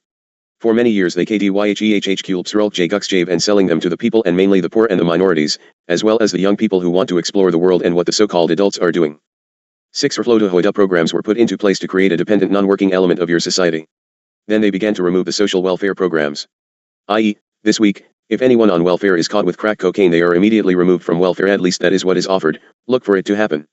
Now what would happen with no subsistence, -crime? So now you have a studied plan for increasing the criminal element that did not even exist in the 50s and 60s when you began the major drug experimentation. They forgot the manufacture and importation of deadly military firearms for the criminal element to use. This was intended to foster a feeling of insecurity which would lead the American people to voluntarily disarm themselves by passing laws against firearms. Is it working so far? Are you with me so far? Incidents would even be staged in order to speed up the process, as if you couldn't get into enough trouble all by yourself. By using drugs and hypnosis, what a sad, sick use of a marvelous medical emotional tool, on mental patients, called of all things coincidental Orion, the CIA inculcated the desire in these people to open fire on schoolyards and thus inflame the anti-gun lobby. Those are your babies, beautiful ones. Now, Hayton asks you, is it working superbly or not? Are you going to allow the plan to succeed? Of course you are. You, as people, are not geared to think in such absolute horror. You will do it willingly and ask for more laws and regulations which will leave you totally defenseless. Due to the wave of crime sweeping the nation, they will convince you, the people, that a state of anarchy exists within the major cities. They are now building their case almost nightly on TV and daily in the media and newspapers. When public opinion has been won over to this idea, they intend to state that a terrorist group, armed with nuclear weapons, has entered the United States and that they plan to detonate these devices in one of your cities. The government will then suspend the Constitution and declare martial law. The secret alien army of implanted humans and all dissidents, which translated means anyone they choose, will be rounded up and will be placed in concentration camps which already exist, my friends, throughout the country. Who knows, maybe these internees are destined to be the slave labor in the space colonies. The media, newspapers, and computer networks will be nationalized and seized. Anyone who resists will be taken or killed. This entire operation was rehearsed by the government and military in 1984 and went off without one flub. When these events have transpired, the secret government and/or alien takeover will be complete. Your freedom will never be returned and you will live in slavery for the remainder of your life, short, and most unpleasant. As I have said 8,000 times before this, wake up and you had better be doing it right now. UFO organizations infiltrated. Among your UFO experts, etc. are Jamie Shandera, Bill Moore, and one Stanton Friedman. There is also a respected person by the label Bruce McCabe who is unwittingly involved. The others are dangerous beyond belief to you unsuspecting ones. Mean dangerous. Stanton Friedman claims to have helped develop a nuclear reactor, to power an aircraft, that was the size of a basketball, was clean, turned out hydrogen, and worked like a dream. Direct quote. The only fuel which could go into such an engine and produce hydrogen as a byproduct is water, and that is precisely what, at least one alien craft runs on, nuclear energy and water. The only place in the universe, at that time, to obtain such technology was from aliens of space origin. Friedman was a member of the Moore, Shandera, and Friedman research team, and it was they who implemented the Majestic 12 contingency plan. Beware of dogs bearing false bones. All UFO research organizations, and even the ones just playing, are targeted for infiltration and control by the secret government, just as the NCAP was infiltrated and controlled. Even this sweet little circle of mine own, has been bombarded by intruders and spies. We just happen to do nothing worth the effort. I will never jeopardize my people and friends by producing anything that has not been published somewhere sometime. We are simply here to assist in building and evacuation, if request. We know of the surveillance of these ones in this place and I, again, put my adversaries on formal notice these ones are off limits, leave them alone for you are coming directly up against the Christos and God. No quarter given and take note. I want you innocent ones who think you get knowledge and information from the UFO journals forget it, it is planted and the publications completely controlled as to content. Your organizations are headed up top by infiltrators and fearmongers who deliberately dupe you as to intent of aliens and the need for doodads to find balance and truth. Serious business you play with, like your very life existence and you go like little lambs wagging your cute little tails behind you. You sit and meditate to something or other in your ridiculous costumes and chant to crystals and God alone knows what else very hazardous to your health and eternal life existence. Heed the warning. Look these things up, research them and listen to the truth trying to reach through from your inner knowledge into your brains. The secret government. MJ12 is fully operational today. It is constructed of the same structure, 6 from the same positions in government, and 6 from the executive members of the Council on Foreign Relations and / or the Trilateral Commission. The majority agency for joint intelligence is publicly known as the Senior Interagency Group, SIG. Please, be intelligent enough to recognize these things or at least, go look them up. I plead for you once to research and prove these things to yourselves. It is most important to understand that the Council on Foreign Relations and its offshoot, the Trilateral Commission, not only control but OWN your country of the United States of America actually, the world but you are expected to deal with massive information one dribble at a time. Since your World War II they were instrumental in deciding policy for the United States government. Since World War II they have been the only source of policy for the United States government. The Council on Foreign Relations, the Trilateral Commission and their foreign counterparts report to the Bilderbergers. Almost every high-level government and military official of any consequence since World War II, including presidents, have been members of the Council on Foreign Relations and / or the Trilateral Commission just as is Mr. Bush a major participant and has been for a long, long time. Every American member of the Trilateral Commission has either been, or is a current member, of the Council on Foreign Relations. Each foreign nation of any importance has its own offshoot of the Council on Foreign Relations and the members of each country interact with those of other countries through the Bilderbergers to further their common goals. The foreign members of the Trilateral Commission belong to their respective organizations. Even a cursory investigation by the most inexperienced researcher will show that the members of the Council on Foreign Relations and the Trilateral Commission control the major foundations, all of the major media and publishing interests, the largest banks, all the major corporations, the upper government, and many other vital interests. Their members are elected and appointed because they have all the money and special interests behind them. All, that is, except the peoples of the countries, the citizens. They are not democratic and do not in any way represent the majority of the people. However, they are the ones who will decide who survives the coming Holocaust and who does not. The Bilderbergers, the Council on Foreign Relations and the Trilateral Commission are the secret government and rule this nation through MJ12 and the study group known as the Jason Society and the top echelon of the government which consists mostly of their members. The Council on Foreign Relations and the Trilateral Commission are basically in complete control of the alien technology from the little gray men and are also in complete control of the nation's economy which is set to self-destruct and collapse at any moment. That is, I repeat, at any moment. You are destined for a devastating depression and ultimate total collapse of the monetary system then you will really be had for there are contingency plans to completely control you through that very fact. But that is for another lesson. Is there any hope? You dear ones are in a big pack of trouble. You cannot fight this monster alone. The only way you can even hope to hold even is to have DGHTXDWHPDWFKLQJDLLOVZKLFK \RXUU recover RIWKH and RVPRVKDYHD LODIO WRIHU \RX. You are going to march right through to Armageddon for that is the way it is. Master Isajiza Sananda will come and there will be a big bunch of disagreement and I can't think of anything nice to say about it that, my friends, what a confrontation between Christ and Satan amounts to no matter what you might like to believe. So be it, Dharma, you are worn to a proverbial frazzle. I am pushing you, dear heart, for we must get this information out in time to protect the other authors involved in public danger as targets for the dark forces. I believe it must be obvious by now why you ones will succeed with your projects. They are off limits to the adversaries and funding is going to be allowed to flow. It is a forearranged agreement. Leave this for today, however, as I want to speak in detail about the miserable play to discount beloved Billy Meyer and I also want to cover your government's silly doomsday plans. In great love and appreciation, I take my leave and move to stand by. We are always tending of thy care, Keela, so fear not, just take extreme caution in all circumstance and avoid public gatherings as much as possible for a bit longer. Salut, salut, salut. Chapter 6. Rec number 1 Hayton. Sunday, August 20th, 1989 6:45 a.m. Year 3, Day 004. Good morning, Hayton here. Thank you for receiving me. Revel in the glorious day that Creator has granted you one more time. Middle East confrontation. The thing that causes you to have more time upon earth is actually not the goodness that prevails, it is that the major governments, military commands, and the like, botch so many things that they dare not yet make a play for the big one. However, you do have an interesting situation in the Middle East. Many of those countries are filled with leaders and people who are religious fanatics. They believe in transition to a better station, so death of physical at least when in a state of mesmerization means only glory. Of course the physical self is afraid of the death itself, but not enough to stop the terrorism, etc. Now, those ones are faced off against other ones just as fanatical but more intent on winning and prevailing with their own business of takeover than in salvaging lives. It appears to US of these realms, from the scanners, that this group will not wait as long as the top big guys desire. The Arab Republic is going to take a stand against Israel and they are going to do it relatively soon. Some of these countries have been badly used by the Trilateral Commission and the other moneymongers who have stolen their resources, and control is going to be impossible. The house of cards will tumble down and the big guys will head for shelter. COG and the Doomsday Project. As I speak of the continuity of government, COG, plans, actions, and mishaps, please see beyond here is an excellent testing for what you have learned from my previous dissertation. Check to see what you $5 / know is going on in each instance. I am going to be boringly thorough, but I want you to really understand. The governments put forth these magnificent facades and silly plans funnel money by the ton and the only accurate business is going on in top secret underground paths. Oh, they label the obvious top secret also, that it can be leaked and spilled and poured out onto you once to blind you to facts. I am going to give credit where deserved. US News and World Report, August 7, 1989, Doomsday Project. I am in great appreciation to them for providing me with such appropriate example. It also allows you readers to do a little proving to yourselves.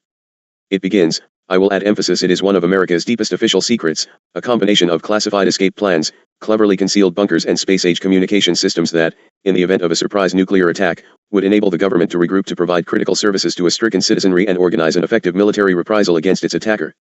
I could spend days writing on that one paragraph, i.e., there will be no surprise nuclear attack, they will know and they will have their fannies out of there long before that missile strikes. COG is the government's ultimate insurance policy should Armageddon ever arrive, which it will, and it is not the big plan anyway. Cyril Gulkjay, the program runs smoothly. Does anything else in the government run smoothly, save the top secret true? Get out of here, dry runs. Good guys in space. Hayton is going to deviate here and answer some personal questions. Why would a space cadet care about you?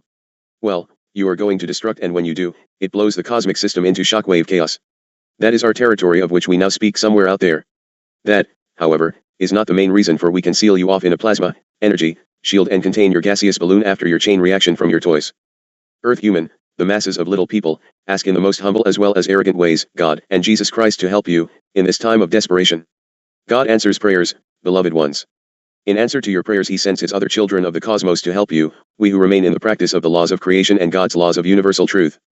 Armageddon, Christ vs Satan.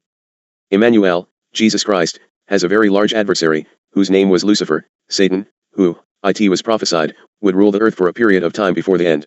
So be it. Emmanuel, in his own past 2,000 years, has passed all his lessons and has accepted his new award. Let us call it the Made the Great Award called the Sananda Chair. Even your error-filled holy guidebook says he shall bear a new name also, it is Sananda, my beloved friends. Now, you all expect Sananda, Jesus, to come fetch you up to the clouds. Now how do you expect him to pull that off? Do you want to just go to the clouds some 1,500 feet above your surface with a nuclear holocaust raging to the limits of your Earth atmosphere? I would guess not, if you give thought to it, which, we note, Earthman is not given to do, that is, think.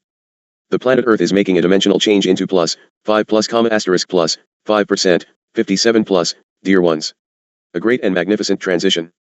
Thusly, you will note I count calendar differently than do you. You of Earth are in year 3, day 004. That means bluntly, that you are to your heirs in the final prophecies activities. 68-686 $0.18, Sananda is coming on Zero command ship to organize, well, we are completely and totally ready and organized, to evacuate any and all who wish to go 7 plus US, plus 0. No cell job, no force, no coercion, just plain old do you want to go or stay. It is through this Christed one, who has now achieved his godness, that you will go or stay. The Christed path is the only path that will get you home to God in safety. We will not bring any of Satan's troops with us, my friends, none. Your final lessons. You are now being given your final lessons. Chances for reversing are all gone. You are to final decision time. You will be given widespread information and opportunity to know truth, and then, brothers, you better start praying. You had better also be getting your hands on everything that speaks truth. I suggest you get your hands, eyes, ears, and minds on everything coming out of Phoenix Source Distributors Incorporated 6HHHQGRI-2851$IRUOLVW. You better also get all you can on the basic path of life being diagrammed for you through one native Indian, Little Crow of Garden Grove, California, for he has the assignment of bringing forth the oral traditions of the Ancient of Ancients and making them available unto you. Try the American Indian Unity Church, Garden Grove. I care not whether or not you choose to learn these things of truth instead of the drivel you have been fed for your many generations. It is only that we will evacuate those of truth, and I am telling you where you can obtain truth. Beloved ones, there are only 2 or 3 places where you can get the truth, and they are attached to one another. Oh yes, we have many Many things going on about your place, right through these ones of magnificent scale and planning, but for now this one is a scribe and the other activities are in anonymous progress, just as is this author. Scribes are protected. I am most serious in my projection, this one is under protection. Her life has been taken on 3 occasions, but hear me well, she is not meant to die and we shall see to it. She is under constant surveillance from the adversary, CIA, government, and military. How brave would 28 be? Well, she doesn't feel very brave either, but she has made a commitment and will see it to its finish. Therefore, I repeat my formal warning, hands off or you who injure mine ones shall reap the winds. Esu Jesus Ananda will no longer be cast into your corners to be pulled out on Sunday morning or when you want selfish help. He has come to reclaim the Father's kingdom and you had better forget the pious, ever-bearing entity of Galilee. He has come with intent in full command. So be it, you take that which you will. You who set yourself up as so wise, ye are foolish indeed, the price of foolishness is high indeed and even higher is the price of one who sets himself up as teacher and master guide and $86, 6 plus 6% 527 plus, 572, $. I trust this is sufficient for the moment. There are many ways to confirm what I say and who I am. $6. 285.35, 6, 17% 86 plus. It probably is above top secret, ATS, of course, undoubtedly there are numerous executive orders to cover the white-lighted brotherhood. Trillions of dollars are spent to keep you from knowing truth. So be it and Sela. Trouble with Doomsday. Back to Doomsday Project. Let's see, I believe I was speaking, quoting, about running smoothly. That may be the problem. US News has learned that officials familiar with COG worry that parts of it are deeply flawed. Their concerns focus on the quality of the program's technology, the way the program is administered and some apparent contract irregularities. Inquiries by the Pentagon, the Justice Department and the House Armed Services Committee are underway, and a federal grand jury is hearing testimony on the program. The investigations are exploring the following complaints. That state-of-the-art communication systems, which have cost billions of dollars, do not function properly. That sole source contracts, often required because of the secrecy of the program, were awarded improperly, resulting in millions of dollars in program costs that may not be justified. That security of some bunkers and supply depots, which contain massive amounts of food, drugs, and chemicals, has been plagued by numerous breaches. Hayton certainly hopes you are reading this with your lessons remembered. The origin of, and the need for, a plan to keep the US government functioning after a nuclear attack are hardly surprising. After the Soviets successfully tested an atomic bomb in August 1949, defense planners in Washington began preparing measures to counter the threat of nuclear attack. In 1951, President Harry Truman created the Civil Defense Administration, which drew up the first set of evacuation plans for the nation's capital. 1 year later, the Army Corporate of Engineers began carving an enormous bunker out of a mountain in the Virginia countryside not far from Washington. The place was called Mount Weather, and before it was completed, it would cost over $1 billion. Mount Weather became the nation's biggest and best fallout shelter, though its existence was not officially acknowledged until 1974, when a TWA jet crashed nearby. Tensions have eased considerably since the height of the Cold War, but even today, despite a moderating Soviet Union and Mikhail Gorbachev's apparent willingness to engage in serious conventional and nuclear arms reductions, planning for doomsday continues. The latest thinking focuses more on high-tech communications than on hardened concrete fallout shelter. Command, control, and communication C-cubed in the military argot have become the new trinity. Computers, satellites, and radars, says defense analyst William Arkin, share priority status with missiles, bombers, and submarines. It was Ronald Reagan's belief, expressed early in his presidency, that a nuclear war was winnable, but only if the government in Washington could guarantee its own survival. A review of the COG program by Reagan administration officials found big trouble on that score. Despite the attention paid by prior administrations, much of the COG technology had not been updated since the 1950s and 1960s. Improvements had to be made, and quickly. In 1982, a new secret agency was created. It was called the Defense Mobilization Planning Systems Agency, and its officials were instructed to report to then Vice President George Bush. Before Bush succeeded Reagan in the Oval Office, more than $3 billion had been spent upgrading command, control, and communications links.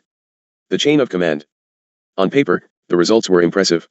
The officials designated as the chain of command in the event the president was disabled are tracked on a daily basis. The White House Communications Agency, together with the Federal Emergency Management Agency, FEMA, and the Pentagon, keeps computerized itineraries for the officials. Let me list the key players in line of succession. Vice President Dan Quayle. Speaker of the House Thomas Foley. President pro tempore of the Senate Robert Byrd, Secretary of State James Baker III. Treasury Secretary Nicholas Brady, Secretary of Defense Richard Cheney, Attorney General Dick Thornburg. Interior Secretary Manuel Lujan, Junior Agriculture Secretary Clayton Uter, Commerce Secretary Robert Mosbacher, Secretary of Labor Elizabeth Dole. Secretary of Health and Human Services Louis Sullivan, Secretary of Housing and Urban Development Jack Kemp, Transportation Secretary Samuel Skinner. Energy Secretary James Watkins, Education Secretary Lauro Cavazos. Secretary of Veterans Affairs Edward Duinsky. And do you really think the spouses, i.e., Mr. Dole and Mrs. Kemp and extended family members would be excluded? Thank you for your indulgence, Hayton.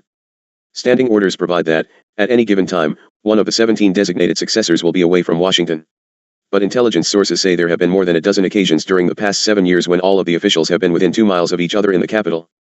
According to a key COG plan, known as Treetop, in the event of a nuclear attack, special teams equipped with war plans, military codes, and other essential data would accompany each designated presidential successor to secret command posts around the country.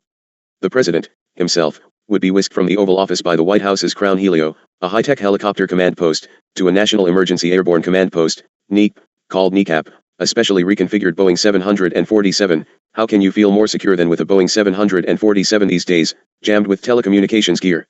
Actually, there are 4 NECAPs. One is always kept airborne, another is parked at Andrews Air Force Base, less than 10 minutes from the White House by helicopter. Dharma, let us have a break please. Hayton to stand by. Salut. Commander Jai Orgo Series Hayton Intergalactic Federation. Pleiades Command, Sector 7251-3 to stand by frequency, out. Chapter 7. Rec number 2 Hayton. Sunday, August 20th, 1989 10:30 a.m.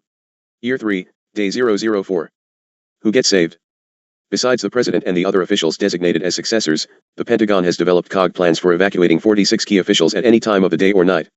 These 46, named in the Joint Emergency Evacuation Plan, or JEEP, would be moved by helicopter to bunkers and command posts. Each has been issued a JEEP-L identification card. Most of the JEEP-L card holders are military officers who work for the Joint Chiefs of Staff. An additional 248 JEEP-2 cardholders, disaster relief specialists, senior Pentagon officials and others would be airlifted to bunkers and command posts, but only between the hours of 9 a.m. and 5 p.m. An attack after business hours would mean JEEP-2 cardholders would have to get in their cars and drive to their designated locations. In all, more than 1,000 political and military officials have been deemed important enough to the continued operations of government to warrant evacuations. So odd is the business of planning for doomsday that nothing may be taken for granted. Thus, COG planners have assumed that the coordinates for Mount Weather and Raven Rock have already been entered into the targeting devices of the Soviet Union's long-range missiles. Because of this, there are other secret civilian and military bunkers. Specialists from FEMA and the Pentagon have divided the country into 10 different regions, among which there may be as many as 50 different fallout-resistant command post bunkers, each linked with the others by satellite, ground wave, and high-frequency transmissions. Any one of these facilities is equipped to function as an emergency White House, coordinating the functions of a new, reconstituted government. Theoretically, any secret command bunkers could be used by the president or his successor during or after a nuclear strike, allowing COG planners to play the ultimate high-stakes shell game. The attacker could never be certain which bunker was the right one. Like command and control, secrecy and deception would also become watchwords of the COG planners.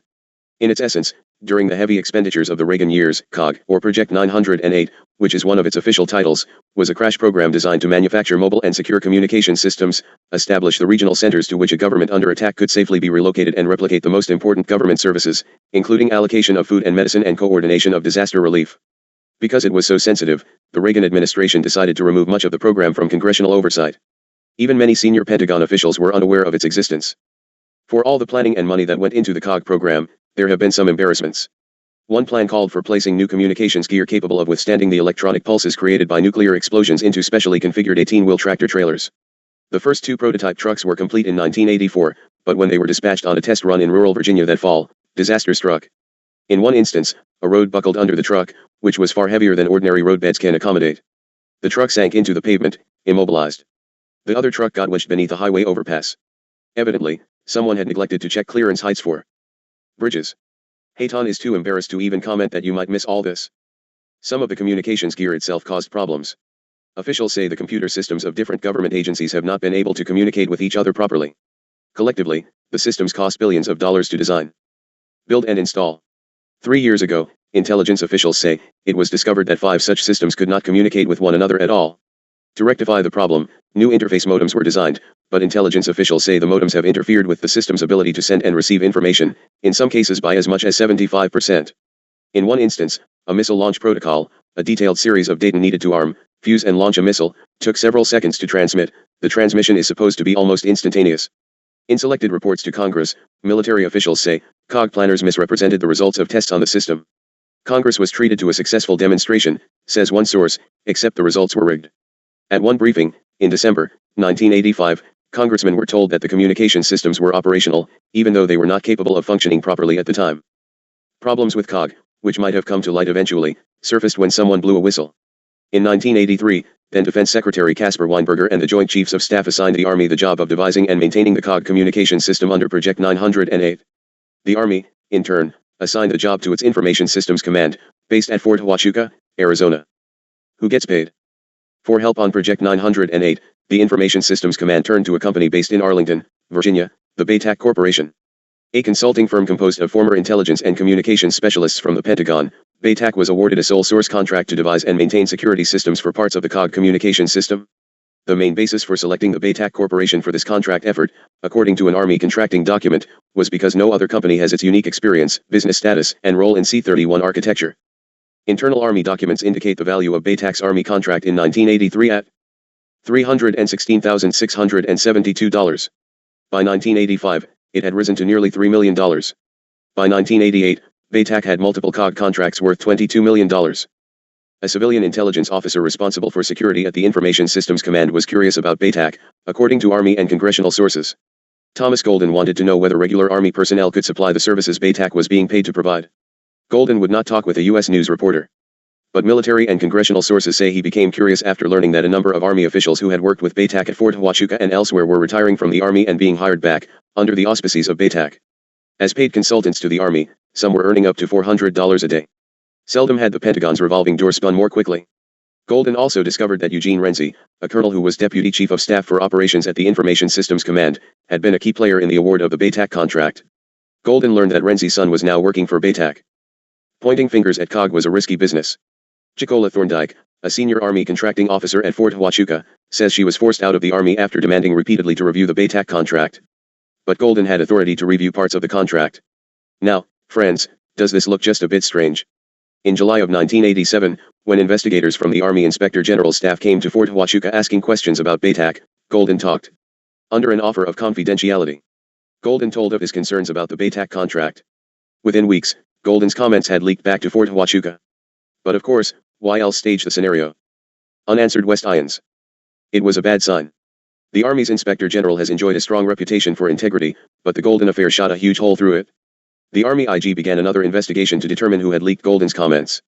But word of the new investigation quickly leaked, and before the investigators even left for Fort Huachuca, officials at the Information Systems Command had begun destroying documents. When the Army investigators arrived at Fort Huachuca, they were told the documents had been destroyed in compliance with routine classified documents disposal procedures. According to a copy of their report, the Army investigators concluded that Renzi had retaliated against Golden. But they found no other improprieties and recommended that the investigation be closed. Renzi received a reprimand. The affair was over. Or so it seemed. But others besides Golden had begun raising questions about the COG program. Fred Westerman had worked for more than 20 years as an Army counterintelligence officer before retiring to open his own consulting firm. Systems Evaluation Incorporated documents show that his company was awarded a contract to provide security for COG facilities around the country. According to Westerman's attorney, Francis Mraz, Westerman discovered that his part of the COG program was riddled with security problems, such as inadequate alarms, faulty locks and flimsy doors. Mraz also says his client became concerned about waste and abuse, such as payments for work not properly done. After Westerman proposed tighter controls, he says, the Army declined to renew his contract. He has sued the Army and FEMA for what he says are unreimbursed costs. In court papers, he has alleged that unidentified government agents have conducted a campaign of secret surveillance, break-ins at his office and wiretaps. His lawyer was a witness to one episode in which an alleged government agent kept watch on Westerman's movements. When the agent's license plate was traced, it was found to belong to a couple in Delaware, who knew nothing about the vehicle. A Justice Department attorney has since launched an investigation. Now we know about the justice system, don't we? Of Westerman to determine whether he committed any fraud in the COG program. In an extraordinary move, the government has also sought to classify Westerman's civil suit. Congressional investigators eventually became aware of some of the concerns about COG, having heard complaints informally through contact in the Pentagon. Representative Leigh Aspen, D. Wisconsin, the chairman of the House Armed Services Committee, was especially perturbed by the Army's initial investigation into the COG program. In a report, Aspen's investigators concluded that the Army's Inspector General system was compromised. And in a stinging letter to Army Secretary John Marsh dated October 24, 1988, Aspen said he was concerned about the objectivity and competence of the investigation. Aspen wrote that the confidentiality of the investigation was breached almost immediately by the head of the Inspector General inspection team. Aspen's investigators concluded that the Army had failed to exercise adequate oversight over the COG program. They also found that the sole source contract to Baytac should not have been allowed. Baytac officials say they know of no investigation of any of their contracts. They declined to discuss the COG program because of its classified nature. Cover UPS and FAT contracts. For the Congress, the first long look into the COG program was not a heartening one. In response to Aspen's letter, the Army has reopened its investigation of the Army's Inspector General and the COG program. Those familiar with this latest inquiry, and with the ongoing congressional inquiry, say intelligence officials are disturbed by what they describe as attempted cover-ups of wrongdoing, possible fraud, and woefully inadequate oversight of multimillion-dollar contracts. Investigators have been told of double billing by some COG contractors to separate agencies of the government for the same work. It was also learned that other contracts, valued at millions of dollars, were increased, some by as much as 50%, without input by any contract oversight office or without any demonstration of need. Pentagon sources say the COG program has awarded contracts worth tens of millions of dollars to former military officials who worked on COG while they were in the Pentagon. The program, says a key official, referring to a troubled multi-billion-dollar anti-tank weapons system that was scrapped by Congress, is another divad. Says another, it is a real mess. Things could get messy still. Subpoenas have been issued, and a grand jury continues to hear evidence. Congress is set to hold hearings this fall on the lack of oversight of classified, or black, you see, dear ones, you have it again in their own words, black programs, Pentagon programs like COG. For one of the nation's most secret national security programs, the glare of publicity is bound to be embarrassing. That one of the nation's most important national security programs was jeopardized by the very people in charge of it would be the most wounding development of all. I wish to acknowledge the reporter of this well-done article, Stephen Emerson. Now I want to quote a shorter insert article by Meryl McLaughlin in the same journal. From duck and cover to run like hell. Perhaps the seeds of optimism were sown way back after the Great Flood, when Noah and his passengers trooped off the ark onto Mount Ararat, 2 by 2, eager to get on with being fruitful and multiplying. It was then that God promised never again to destroy every living creature. And ever since human beings have maintained a stubborn hope that it is possible to survive the worst. Nothing has changed in the nuclear age. The first great fad, after the Soviets detonated their first A-bomb, was blast shelters, windowless, thick-walled buildings that might protect inhabitants if they didn't happen to be located precisely at ground zero. But such buildings were far too expensive to build, so federal officials launched a multimedia educational campaign. Know the bomb's true dangers blared the films and pamphlets. To avoid them, simply duck and cover. Millions of school children spent untold hours ducking under desks and covering their head to the tune of air raid sirens. The trouble was that even the experts didn't know the bomb's true dangers. And as it became clear that the most acrobatic ducker wouldn't survive a thermonuclear blast, officials changed their advice from duck and cover to run like hell and tried to design evacuation plans. In the mid-1950s, scientists realized that even if you ran, you couldn't hide. The real danger of the bomb was a silent, invisible, and highly mobile byproduct called fallout. By 1962, and the Cuban Missile Crisis, fallout shelters were the order of the day. Families stocked backyard bunkers with food, water, and weapons. The early 1980s brought the last great burst of civil defense enthusiasm. Although his advisors never figured out just where he got his information, Ronald Reagan was convinced that the Soviet Union had invested in a great civil defense program and called for a matching American effort. Building shelters for all Americans would cost a budget-shattering $70 billion, well, still cheaper than the S&L bailout, or more. So federal officials concentrated instead on crisis relocations planning. Once again, the planners designed evacuation measures. The private sector, too, pitched in. AT&T set up shelter for key executives.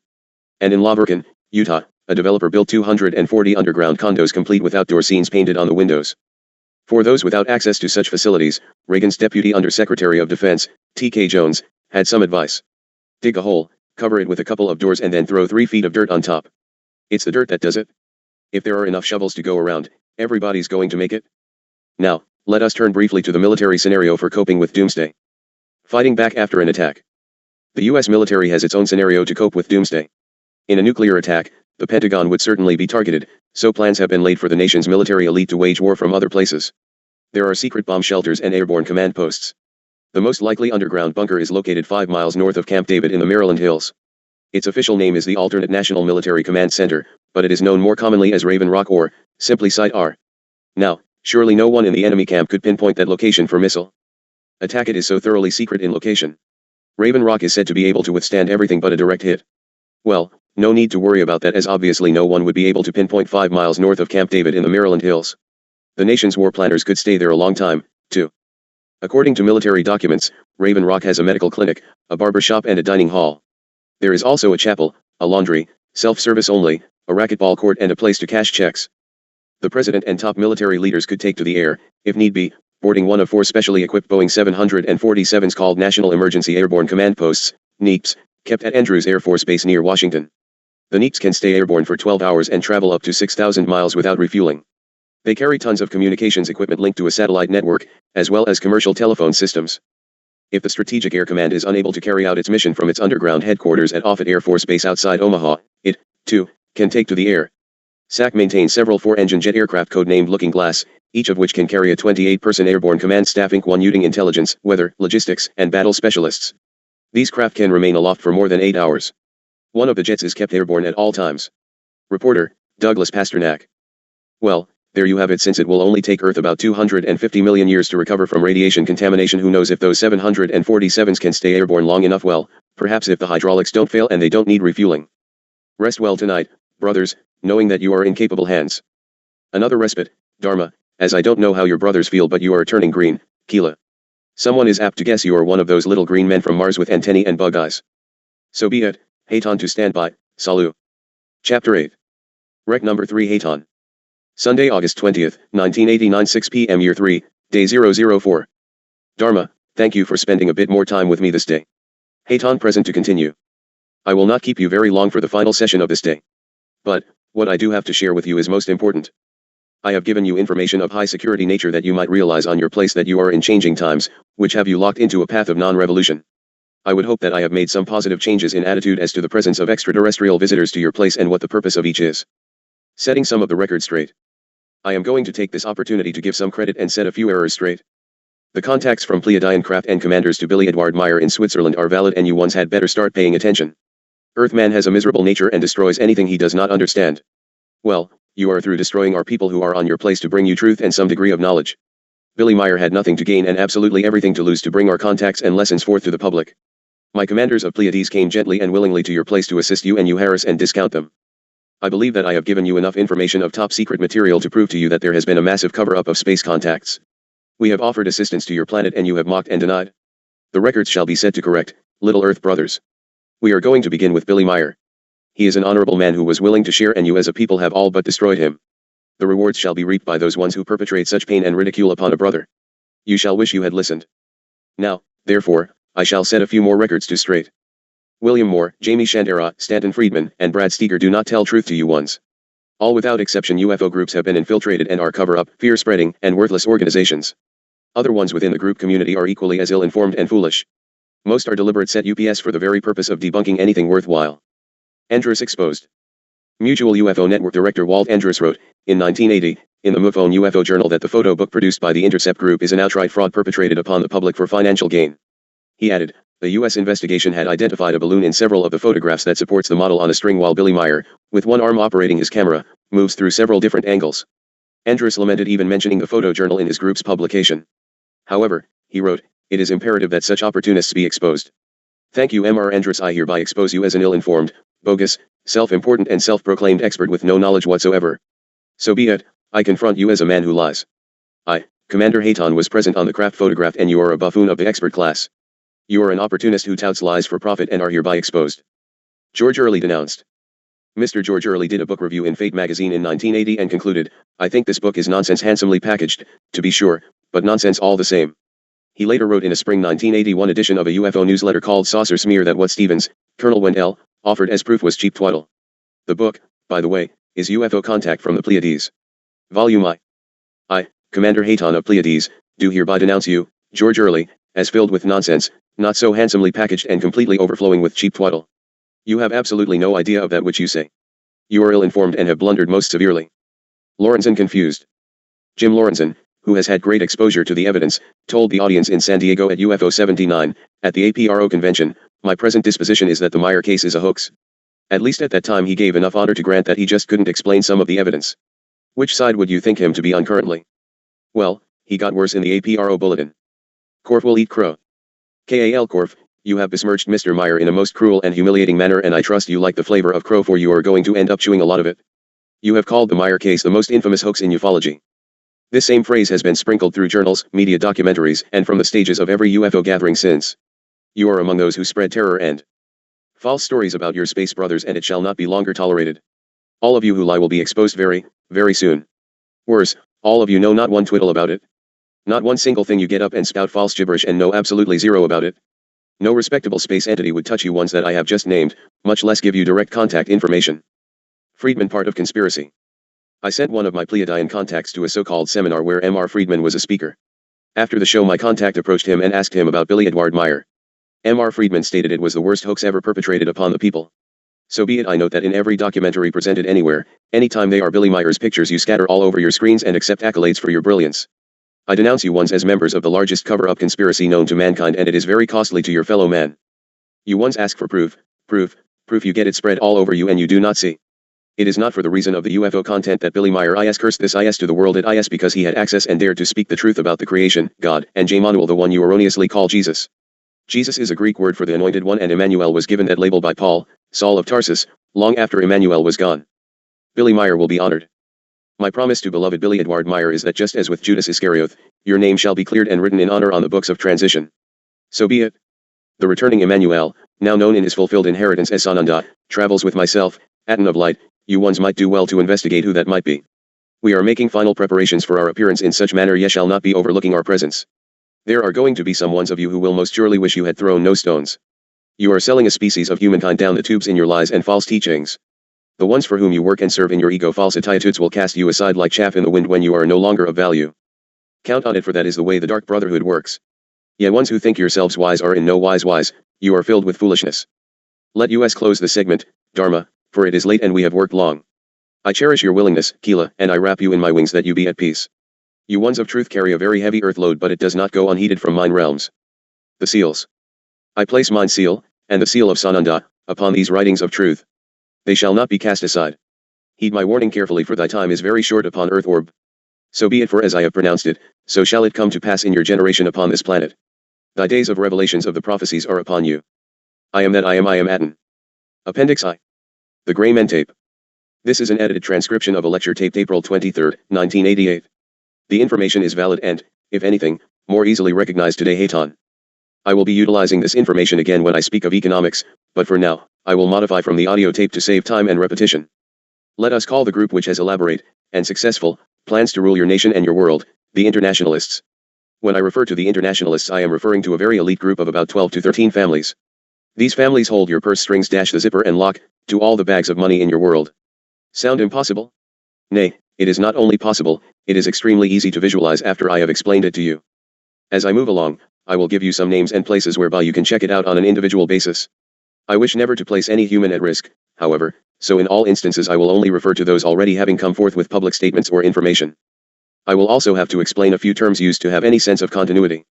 Therefore, as we move along, forgive me of any digression in attempt to give definition, i.e., fractional banking.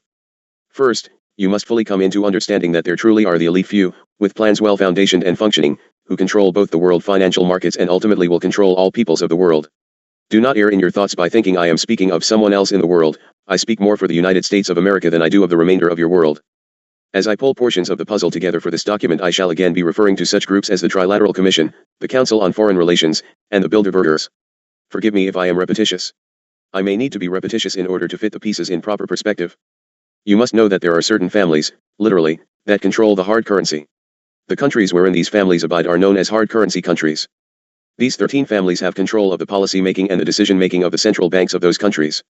They are owners, these families, of the majority of the stock of the regional banks of the Federal Reserve System. Federal Reserve would indicate to the more uninformed, that this is a federal governmental branch. This is untrue. The Federal Reserve System is not a branch of your federal government. Just as these families control the regional banks of the Federal Reserve System, they also control the currencies that are not allowed to fluctuate. Note here that the American dollar is the standard against which all other currency is measured. All other nations are affected according to the changing values of the dollar. Not only do these families control the currencies, but they likewise control the banks. This, friends, is in all the leading nations of your world. For ease of understanding, let us just consider the industrialized nations at this point. I will also need to explain fractional banking to you, because without understanding the lending system you cannot get the picture properly. All of the banks under control of these families practice fractional banking and beyond. Sometimes there is no hard money present at all. But, let us explain by example on a personal level. This is actually referred to as fractional reserve banking. Lenders are allowed to loan a maximum of up to 20 to 1. This is perfectly legal, practiced by every lending institution in America and elsewhere. Example, Mr. A goes to his friendly banker, Mr. B, and deposits $1,000, into Mr. B's bank. Mr. B's bank is a savings and loan, so Mr. A puts the $1,000 into his own savings account. The savings and loan is required by your laws, to keep only 5% in reserve. They are allowed to loan out 95% of the money invested or 95% of that which is placed into savings accounts. This means of $1,000 there is $950 which is available to be loaned out. In turn, the savings and loan takes the $950 and loans it to Mr. C to do some home repairs, let us say. This gentleman takes his borrowed $950 and goes to the local hardware/lumber company and purchases supplies, lumber, nails, etc. The lumber company carries on regular banking and therefore, he goes to his bank with the $950 for deposit. To Bank D. Bank D is now required to keep 5% but can loan out 95%, which would be $902.50. Bank D now loans that to Mr. X, who in turn filters it back into the economy, let us suppose, through the grocery store and other business stores. He spends it and now we are going to have that money end up in the Bank Z. Bank Z is required to keep 5%. That means that Bank Z can loan out $857.37. It is again loaned and filtered back into the economy. This is continued right down to zero. With your $1,000 deposit, those bankers using fractional reserve banking are now allowed to loan out $20,229.60. This is practiced by every lending institution in America and elsewhere. The amounts above do not include interest on the money borrowed, only the principal amount. You must now keep it in mind that this results in an increase in the money supply through the Federal Reserve System. Your big boys simply turn up the speed of your money presses and run them a little faster and faster in order to pump more into the economy just to boost up the fractional reserve banking. Let me remind you to keep in mind that the 13 families control all of the hard currencies of the world and are allowed to practice this fractional reserve banking. This will be important as we move along. We will now talk about something referred to, on your planet, as System 2000, which is a global creditor's unilateral plan. This plan went into effect somewhere about the early 1970s. At that time, a Pentagon official and several other officials visited Nigeria. They went to the Prime Minister and they paid him $50 million, to raise the price of his oil to more than double. Nigerian oil is light crude of quality such as it is almost pure enough to burn immediately, without distillation, in automobiles. This type of oil sets the price of oil for the entire world. The $50 million was cash across the board with no repayment requirements if Nigeria would double the price of light crude. We will refer to this as light oil. There are only 2 locations in the world that have this light oil and, of course, it is the most valuable oil in your world, therefore, it is the standard against which all other oil in the world is measured. So, whoever controlled the price of the light oil at that time controlled the price of all of the oil in the world. At this point, let us bring the Arabs into the scenario. This will also bring in the Trilateral Commission that also includes Mr. Bush. It was now time to bring pressure and persuasion to OPEC. What most of you Americans do not remember is that the United States of America is a member of OPEC. It is kept most low profile. At that time a deal was cut with the Middle Eastern oil producers and this is how it went. All buyers were prepared to pay significantly higher prices for the oil provided all Middle Eastern nations supported the United States of America, by investing the revenues into the big banks in America. To make this picture clear, you must remember that the Arabs, who are wealthy sheiks today, had been wandering around on camelback in a very big desert. They were nomads and they were certainly most unsophisticated in business affairs. Years earlier when the international bankers found out there was oil in their countries, they went forth and persuaded the Arabs to allow them to produce the oil by financing the oil fields, drilling, rigging all supplies including expertise. After the bankers financed the oil fields they then charged the Arabs usury fees for building the oil supply systems along with refineries. The usury was quickly repaid because the Arabs became very rich, very quickly. Way back then you were only paying about 30 cents per gallon in your gasoline stations.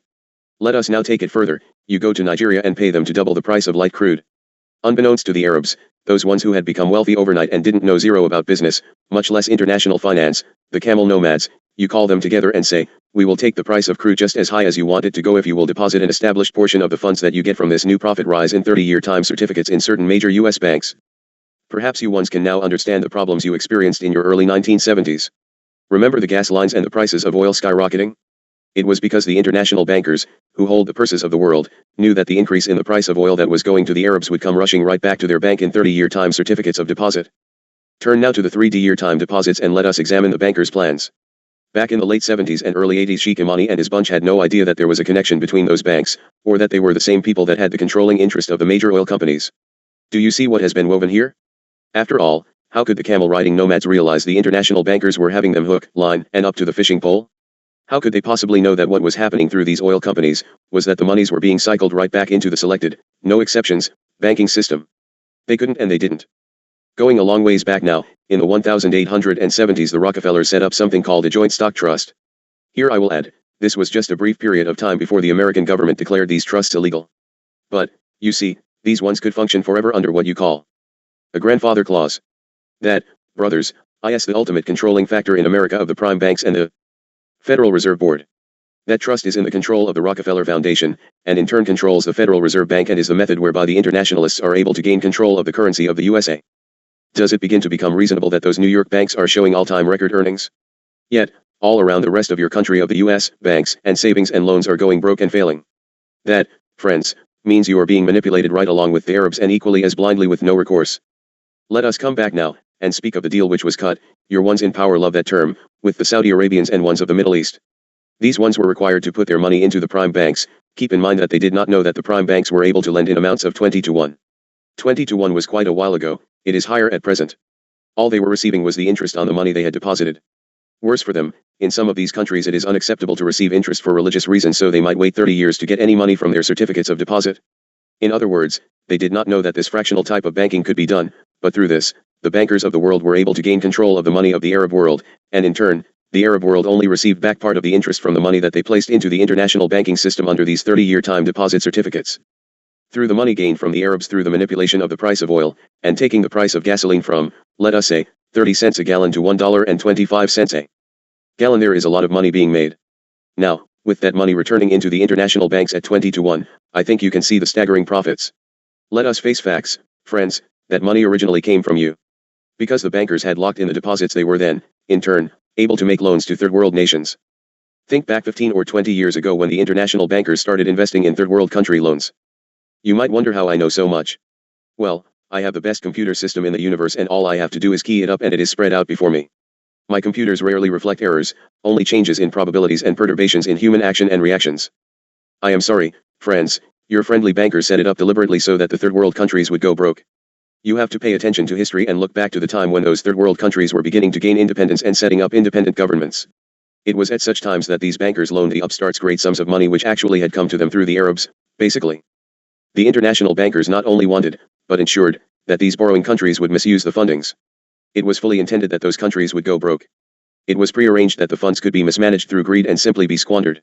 You must remember that the leaders of these countries had never governed anything or anybody. They knew nothing about government. They had been colonies under the governorship of other larger countries. The international bankers knew that the leaders were bound to squander the funds. It was known they would have no way to know what to do with them, and they were massive, and so the cycle goes. They were actually squandering money taken from you through the Arabs through high oil prices, etc. Let us now follow it on through. I will hereby digress to a story from Dharma's Earth home state Texas. Most of you have heard of it. Let us go back some years, not too many, to jog some memories. Do you remember someone named John Connally, who was governor of Texas? Do you recall that he was also in the vehicle and was injured during John Kennedy's assassination? Well, Mr. Connally was also Under Secretary of the Treasury. He was a lot of things and titles. These ones with Mr. Connally did a most fascinating thing. They planned to implement a new currency for the state of Texas. You see, Texas is a part of the Union only through a renewable treaty. The treaty is automatically renewed every year, but it isn't necessary that it be renewed. That means, friends, that the U.S. only has a treaty with Texas to keep it in the Union of States. It was not voted in as were your other states. Texas was at one time, I believe your term might be, filthy rich. The state was wealthy and there were many very, very wealthy individuals. Rich individuals such as the Hunt brothers, who actually had nothing originally, but became extremely wealthy, overnight, by oil. That was all the way back when oil was first struck and became so very popular. I am truly going to tie all this together, but you must bear with me for there are so many facets. I must make it clear what I am going to say. I will explain to you why, if you don't already know, it was so very important to ones of the opposition, and why there was an assassination attempt against Mr. Connally's life as well as Kennedy's. Why are those men broken today and in a state of severe financial trouble? It is because the internationalists learned of what the Hunt brothers and Mr. Connally were trying to do. Texas, a state by treaty, can legally secede from your union. The Hunt brothers and Mr. Connally knew that Texas had the ability to set up their own country and have their own currency. That is why they could be solvent and not be under the dictates of the Federal Reserve System. Or, simply stated, under the control of the international bankers. At about the same time they were in the process of gaining a corner on the silver of the world. This was in order to finance a process whereby they could overcome the international bankers, and it was at that point the Hunt brothers were smashed. John Connally was almost killed, and Texas, which could have been the only state in the Union to fulfill breaking out of the trap, has been punished with some extremely major problems. Today, portions of Dallas and Fort Worth, Houston, and other wealthy cities have gone on to resemble ghost towns in your Old West. Ones who had grown rich in the oil industry have been severely punished. The Hunts and Connally are bankrupt. The internationalists became so incensed, so angry, at what these Texans had done that they broke the back of the oil industry, and the major oil producers of Texas. It was a well-designed plan and executed in perfection. When ones attempt to interfere with the plans of the international bankers, you can see what the results can be. The Hunt brothers were working directly with the Shah of Iran, on the above plan. Immediately thereafter one of the Texas bankers was killed, the Shah of Iran was deposed, and the Hunt brothers were forced into bankruptcy. There are many ways the international bankers can get revenge on ones who attempt interference with their overall plan, through murder, or you might well be placed into a mental institution and locked away permanently, or you can have trumped-up charges brought against you whereby you are locked away indefinitely in prison. This latter has also happened to numerous ones in the UFO investigation circles who find and bring forth truth. It is exactly what happened to Colonel Wendell Stevens. Colonel Stevens probably has investigated more UFO incidents than any other one individual. Further, an assassination plot was arranged and attempted while Colonel Stevens was incarcerated. Strangely, the perpetrator, who dressed as a religious leader, was caught in the act, turned over to the FBI, and has never been heard from again. So be it. If you will recall, the Shah of Iran was in perfect health when he was deposed and departed Iran. He was only declared to be sick after he reached the United States. You were told he was being held in protective custody at a military base. There, you were also told, he was being treated for his illness which was not present at the time of his arrival. He died anyway, didn't he? Face it, his death was planned and the murder executed. In your present months there is an international uproar over the use of chemical and germ warfare utilized by Iran and Iraq. Some of the viruses cannot be traced nor, in such above instances, would anyone dare to pursue it. Who would question a man becoming ill, being treated and then expiring unexpectedly? Certainly no one in the United States would question it. It was uncomfortable enough just having the man in your country. Death can most effectively be brought about in any number of non-traceable ways, one of which is through microdots and variations of vibration frequencies, as well as through viruses. This is exactly what happened to Dharma, in her own dwelling causing cardiac arrest. We just happen to have her under constant monitoring for she is a receiver of several of us in this higher frequency dimension, therefore, we can catch these attempts and can counter them. Doesn't do much for the mental relaxation of the victim, however. You can get verification of these little stories from Senator John Hanson of your own government. I am going to speak of Iran and your people who were taken hostage. I doubt many of you have heard the truth of the matter. Senator Hanson was in the House of Representatives in Washington, D.C. He knew what was happening in Iran and requested permission to go to Iran and investigate. Congress refused. Mr. Hanson then purchased his own private airline ticket and proceeded to Iran anyway. When Senator Hanson arrived, the one Khomeini proffered an audience. Guess what the Khomeini said? He said, "We don't want these hostages, certainly not any more than you want us to have them." As a matter of fact, Khomeini continued, "I'd like to give you these hostages, at least half of them anyway, and you can take them home with you tomorrow morning. That is, Mr. Hanson, if you will promise to begin an investigation into the relationship between the Shah of Iran, Chase Manhattan Bank, Mr. Henry Kissinger and your President Carter." At this point, Senator Hanson was most delighted. He rushed to call back to the U.S. to someone who could give authorization and said, "Hey, I can bring half of the hostages home tomorrow. How shall I arrange it?" The person on the other end of the line said, "Well, I will call you back tomorrow and let you know." Now please guess what happened on the following morning? When the call was placed back to Mr. Hanson, he was told the following: "Get yourself on the next airplane coming to America. Come home immediately. Do not bring hostages. Do not do any negotiating. You have no right to speak on the part of the Congress of the United States of America even if you are a congressman. Get home immediately with no further discourse." Here is what he found upon his return to Washington: that the incident was entered into the congressional record. Further, he found that President Carter knew the hostages were going to be taken and further knew that they were there for a reason and he was not to interfere. Now, you ones get yourself ready for a bomb if you have not already had access to this expose. The release of the hostages in Iran was negotiated by a negotiator of Chase Manhattan Bank in New York, USA. All outside overt and covert attempts to gain release was a facade. Ask any Marine who was involved in the military efforts thereof. Is it really any wonder to you ones that Iran is all ticked off at you today? Those hostages, and America, were held in terror while bankers got the Shah's money safely into their banks before the Shah was killed and then, in turn, got much of the money belonging to Iran. A pretty wicked way to get Iran's money into the Chase Manhattan Bank so it could remain solvent and be one of the wealthiest institutions in the entire world.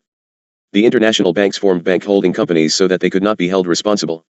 The Chase Manhattan, Chemical Bank, and J.P. Morgan's Bank were the predominant banks for money deposited by the Arabs. The holding companies were formed in order to loan out money to the third world countries while knowing full well that the third world countries were going to go broke. After the Shah had been destroyed and the money was safely in the banks, there were massive amounts of money loaned to third world countries. These notes were shifted from the banks to the bank holding companies in anticipation of the eventual bankruptcy of the borrowing countries. One holding company was for the purpose of loaning money to the third world countries. The purpose of the second holding company was to borrow money from the international bank in order to purchase agricultural lands. That means your farms and also certain corporations in the United States. The farms and businesses will probably continue to make some money, but the third world countries are designated to go down. This is ongoing, dear ones, not a passing fancy. Here things began to happen rapidly and with sleight of hand. There have followed myriads of liquidations, foreclosures, and bankruptcies which were effected by the FDIC and FSLIC, which are under the total control of the Federal Reserve Board. Literally dozens of banks all over America quickly were, and are, being bought up. But the big question is by whom? Who has the money in sufficient amounts to make such purchases? Further, where could such sums of money originate?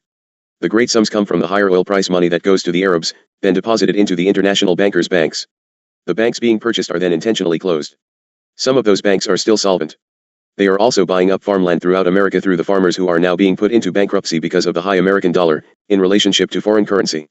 At least this is the way it was up to a year or so ago. It is fluctuating somewhat at the present time, for other heinous things are underway which are the next step in the plan. I shall not go into those things in this document, for I intend to do a document relative to your economies. First, let us consider what is happening now and has been. For your past few years a lot of things are being done now through the Oriental communities. Also, we are going to now consider currency on a world basis. We will also point out why some of the monetary plans and money-making formats are valid and viable. Let us speak a bit about Mr. Marcos, who was recently deposed from the Philippines. This is most typical, friends, so watch the hands closely. A representative of the International Bankers Bank went to those ones and said, "Mr. Marcos, we will note all your loans and offer you alternatives. We will forgive all of your loans. You cannot pay them back, you cannot pay back the interest, you can't pay back the principal, but we would like to make you a bargain. We will just forgive the loans." Digress time, remember, who did that money belong to that they loaned out to these third world places? It was not the bankers. Well, of course, it was that Arab money, because of the higher prices that the people all over the world had paid. So, back to what the bankers say, we'll just forgive your loans, the principal and the interest, and you never have to pay it back if, always the if. The if goes about as follows: you have to do away with your national currency, whatever it is. The dollar will be your currency basis of value. You will be set up with a type of debit card system instead of the usual currency system. Then, 2, you must give us perpetual rights to all of the natural resources in your country. Interestingly enough, it was right after that little gift gesture, that friendly little suggestion, that Mr. Marcos was deposed. Why do you suppose that happened? Well, Mr. Marcos was pretty feisty and he told the international bankers where they could go right after they got immediately out of his country. He had no intention of giving them sovereignty over his country, and look what happened. Everyone in that country found that suddenly their social security number was synonymous with their credit number. Further, their central bank was to act as a wholesaler for credit, which in turn, was extended to it by the new super bank which was announced by your Mr. Paul Volcker in the fall of 1985. That was ratified immediately by President Reagan. Just a fun aside for you who love to play with numbers and speculate about coincidence: the names and numbers, the digits, added up to 6. Lots of things around Mr. Reagan add up to 6s, even his retirement home address. I take very little stock in these things, but many of you seem to like the game. Also, because a president is not re-elected does not mean he is vanquished from the fray. A further contingent condition of the benevolent gift, if you will, of the International Monetary Fund, was that in order to help the economy of those countries the IMF was going to nominate external, non-domestic corporations to properly engineer, exploit and excavate the minerals of those said countries who had just put those same mineral resources up as collateral. This would all, thereby, supposedly bring prosperity to those striving nations. Mr. Marcos was a bit sharper up front, however, and he pinpointed on the word perpetual in the contract. He realized that quite obviously he would be signing away the sovereignty of his nation. I make no comment or judgment regarding Mr. Marcos as a person, nor do I make comment about any individual. Those ones are of human format, not mine. I am just telling you the way it is and how some things happened. In the case of the Marcoses, it was only a matter of weeks before the bankers brought down the guillotine blade. Riots were financed by, and originated through, ones of the international bankers groups. It is never humanly wise to cross these ones. You see, Mr. and Mrs. Marcos were exploiting the people well enough on their own and did not wish to share. Let us not forget those holding companies of which I spoke. Remember holding companies 1 and holding companies 2? The second group was receiving credit from the first group of holding companies to purchase assets and liabilities from the prime banks. The only liabilities they would purchase were liabilities represented by certificates of deposits of the Arab nations. The assets they were buying were loans made to the debtor nations. Remember, it was designed that third world countries would default on the loans which would bankrupt the holding companies which had purchased the Arab CDs from the banks. At such a point, the international bankers say to the Arabs, "Okay fellows, sorry, but all those billions of dollars in 30-year term deposits that you have been depositing all these years are gone. They were sold to a holding company, unattached to us, which loaned the money to third world countries which are bankrupt, broke, gone kaput. Sorry Mr. Arab, but as of today you are bankrupt. Just like that, all gone." You might ask, is it possible for the Arab world to go bankrupt? Really now, the richest people in the world with all that oil. It is a little bit shocking, isn't it? Poor souls, they didn't even know those CDs had been sold to those holding companies. They had deposited the money right into the New York bank as required. How could they possibly know they were transferred out and into bankruptcy-destined companies? How could they understand the inner manipulations of international financiers? They were nomads, they didn't know anything about business. One cannot even consider them foolish. How much of this intrigue do you know, much less understand? The Arabs could not know what they were up against. But now let us look at what has happened. Before the end of 1986 the Arab world became a bit aware of what was happening to them. The word went out that before May 1, 1987, millions and millions had to be transferred out of the Arab world into America, to start preparing for doomsday. Money was to be shifted into any kind of securities that were even halfway decent. Why do you think this was so? It was so that when the Arab sheiks came to the point of bankruptcy they could be sure the people under them, those millions of people of the Arab countries who have literally been kept by giveaway programs, could not get at them. They would have a place to run to and, hopefully, hide. Well, when this all comes down that these Arab countries have literally been sold out, innocently or knowingly, there will be uprisings, turmoil, and literally, massacres abounding. It is going to happen, friends, right in the Arab nations. This is why they have purchased, and set in place, silkworm-type missiles from China. Long-range, nuclear-capable, and they have the nuclear devices to arm them. Could it be they will be needed against their own peoples? The people are going to be quite irritated when they are no longer receiving anything from the oil revenues, that their own country is bankrupt and that further, they were sold out by their own leaders. At that point there will be mass migration of sheiks headed for America where they have already transferred the most of their assets. The Arabs were trying to make the big purchases by May of 1988, it is now a year and a half later. Do you not think things might be starting to come down pretty soon? Could it be relatively correlated in timing to savings and loan problems and private pension plan troubles and failing economy and? I continue to see problems as I look upon my scanners. The probability of you making it into your 1990 before a major depression is not reflected there. I see no way for you to make it past your fall season. You only need a couple more countries to default and your monetary system will collapse. You sit on the target for several methods of pulling you down into collapse. Well, back to the original story. We are talking of holding companies in trouble. The international bankers have removed responsibility from themselves. They passed the notes, etc., onto the holding companies, who in turn made the bad loans. All that money belonging to the Arabs has been passed on into the holding companies. All the international bankers have to do is say to the Arabs, you are broke. As of today all gone. When the Arabs demand payment of the 30-year term notes, the holding companies are insolvent, simple as that, no funds broke. Do you see now, that this group made people some years back and now they can break them with equal speed and efficiency without being accountable? I fear, friends, it is not very different from what is being done unto you dear ones, but, that is another story. What happens next after this point in insolvency and negotiations, is that the assets would have to be liquidated. The Arabs now have to liquidate. They bought farmland, for instance, all over America. Likewise, they bought stocks in a lot of corporations as well as a lot of bonds and some other kinds of real estate. In fact, they have controlled a large portion of the New York Stock Exchange. Keep in mind the Japanese control a large portion, also. Let us look at the morning following the notice of bankruptcy. The Arabs will dump their stocks onto the New York Stock Exchange, and what is going to happen when billions of dollars worth of their stock comes on the market? I am talking billions and billions of dollars, and, suddenly, there it all is to be sold. What happens to farmland that is already depressed? In 1987 prime farmland that had been worth $3,000 an acre was less than $700 per acre because of deflation and the inability to repay farm loans. Now you have added drought and all sorts of other bad dreams. By the way, this deflation was brought about by your Federal Reserve System. Well, the Arabs don't want that farmland, they have all the problems they can handle. What happens to the price of the farmland? It is going right to the floor, isn't it? Brothers, when that happens with the value, what does it mean?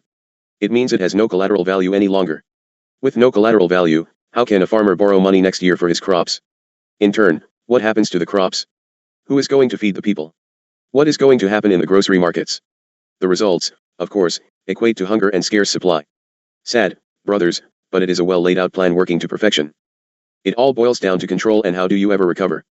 Further, let us look at your stock situation. What is going to happen when these multitudes of stocks are dumped on the stock market? Chaos. What will be the result of catastrophic chaos? It has been designed to throw the American stock exchanges, private corporations, private business, American real estate, and quite frankly, the people in general, into a state of total confusion. Let me finish the plan for you. At the time of total confusion and inability to function, those benevolent bankers are going to come through with a save the world proposal. They are going to be prepared to eliminate cash because of its collapse. Secondarily, they must then stop drug trafficking. Then, they must also push to stop tax cheating. Now, what self-respecting American citizen can possibly be against such noble efforts? They, the bankers, have set up and orchestrated all of these programs and now will pretend to stop them. What will the average American do when your television says, look at what those dirty Arabs have done to you? What would you do? You are going to believe what they tell you, aren't you? You are going to be right up there in front saying, sure they did it to us. Those Arabs want to control the world. Pretty soon it will be, those Japanese want to control the whole world, and then, the Chinese want to control the whole world. You will join the chant that says, look, they bought up all of this major part of America. Look at all the money we have given them, and see what they have done. They have collapsed our stock market, etc., and so on. Aha, but here come your benevolent bankers and they are going to say to you, you have got to have a new currency, and then the next thing we will do is use that new currency to stop this dope trafficking. You know, that which is coming in from Central America and those other countries. Then, of course, we are also going to have a debit card to stop people from tax cheating because, after all, Mr. Public, if we don't do this we will never get ourselves back on our feet. So, brothers, if you'll just turn everything over to us benevolent bankers we will take care of everything and straighten out the whole mess. You know what, brethren? You will hop on that bandwagon and agree to your imprisonment like babes to candy. You will not only agree to it, you will demand it. For you will forget to hear the big if. You will get all this done for you if you will just take a debit card for you individually with our little old number on it. You will have just fallen for the old identification card scheme. How can this happen to you? Because you have never been told the truth, friends, and will you believe it now as I give it to you? No, most of you will discount me as a figment of some nut's wild imagination. So be it, for I am greatly saddened for you as a species. This has been a scenario about the Middle East. Where do you think you are today, and what do you think you will be when you have this new currency? It will only devaluate the old dollar to zero. It is planned already and named already, the Phoenix. A little prior to this, there is a plan to bring forth an international credit card ID. Let us refer to it as a government ID card with your social security number on it, which would be, and get this because the next is important, satellite link through the Star Wars system. Does any of this sound familiar to you? This program of Star Wars is at least 60% geared towards this very purpose and only 40% for the claimed defense systems, etc. This major space link-up will facilitate the transmission of banking information throughout the world instantly. This would be a debit card with a number which would be required for you to do business, and friends, if you know anything at all about your biblical prophecies, God has already told you it will take place. Further, it will be done in such a clever way that you Christians who say you will never sign up nor participate will never see it hit you, and you will have joined the program without even realizing it. How else are you going to survive? Let us not be foolish in our claims, for you are dealing with most clever planners who have outthought you completely up to this date. Now, I hope you will believe me when I tell you that the Star Wars program of satellite systems is in place. Satellites are up there, friends. We of other planets are allowed to stop nuclear warheads. We are not permitted to touch satellites which are not geared to some type of nuclear detonation. Well, all those wonder-filled bits of technology called eyes in the sky and spy satellites for your security are really for the purpose of transfer of the very banking and income information which I have just been describing. It can set up immediate transfer of funds from all over the entire world, from the debit card, that the internationalists will see to it are established with every living person. You will be on the system whether you know it or not.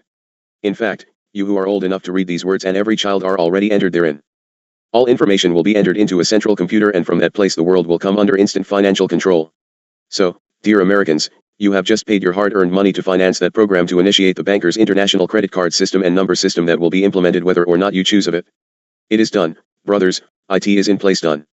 Don't tell me you will not participate, you are already a participant, dear little ones. Oh yes, what of your defense system? Doesn't look too good, does it? Well, we are not going to let those nuclear warheads out here in our space past 150 miles anyway. That is our prerogative, and we stop them or dismantle them.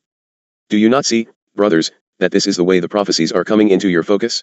It is happening all about you, but you don't seem to know what it is you look for. Please, all I want you to do at present is plus $5. There is naught you can do about it to any great extent as it stands.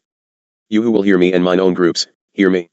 You must utilize all of the remaining time to its maximum efficiency, for we will have to continue to work under the new systems. Our projects will never be less than excellent investments, and they must, and will, be funded. It needs to be done rapidly, however, before we are caught up in total collapse of the monetary system. We can work through depression if we have funding's monetary collapse shuts us down for all practical purposes, until the system can be put on track and functioning. It can work and will work, for in these confused, rushed, and harassed days there is great madness to shift money and make money on money and etc. Countries such as China, Japan, all non-hard currency countries are desperate to convert to dollars. I will further tell you that your governments know we are here. They also know we are not here to interfere. We are here to walk our people through a transition, and we plan nothing subversive. We do plan good business ventures and welcome all who wish to participate. We have no communes, all work for fair reward. We plan good business with total integrity and latest technology. We are here to help, not overthrow. We are here only to walk our brothers through, for it will all come down just as the prophecies are given. There will be some very bad times ahead, most surely, if plans are not made for those days of tribulation. Let me speak a bit more regarding timing. I know that what I have said is truth. It was confirmed by top sources in Switzerland that by October of last year there were 12 debtor nations who had agreed to the proposal of debt forgiveness in exchange for perpetual consignment of natural resources. There only need to be one or two more that give enough leverage to announce the Arabs bankrupt. As of now, all the top leaders in the Arab world know the story, and they are scared to death about it.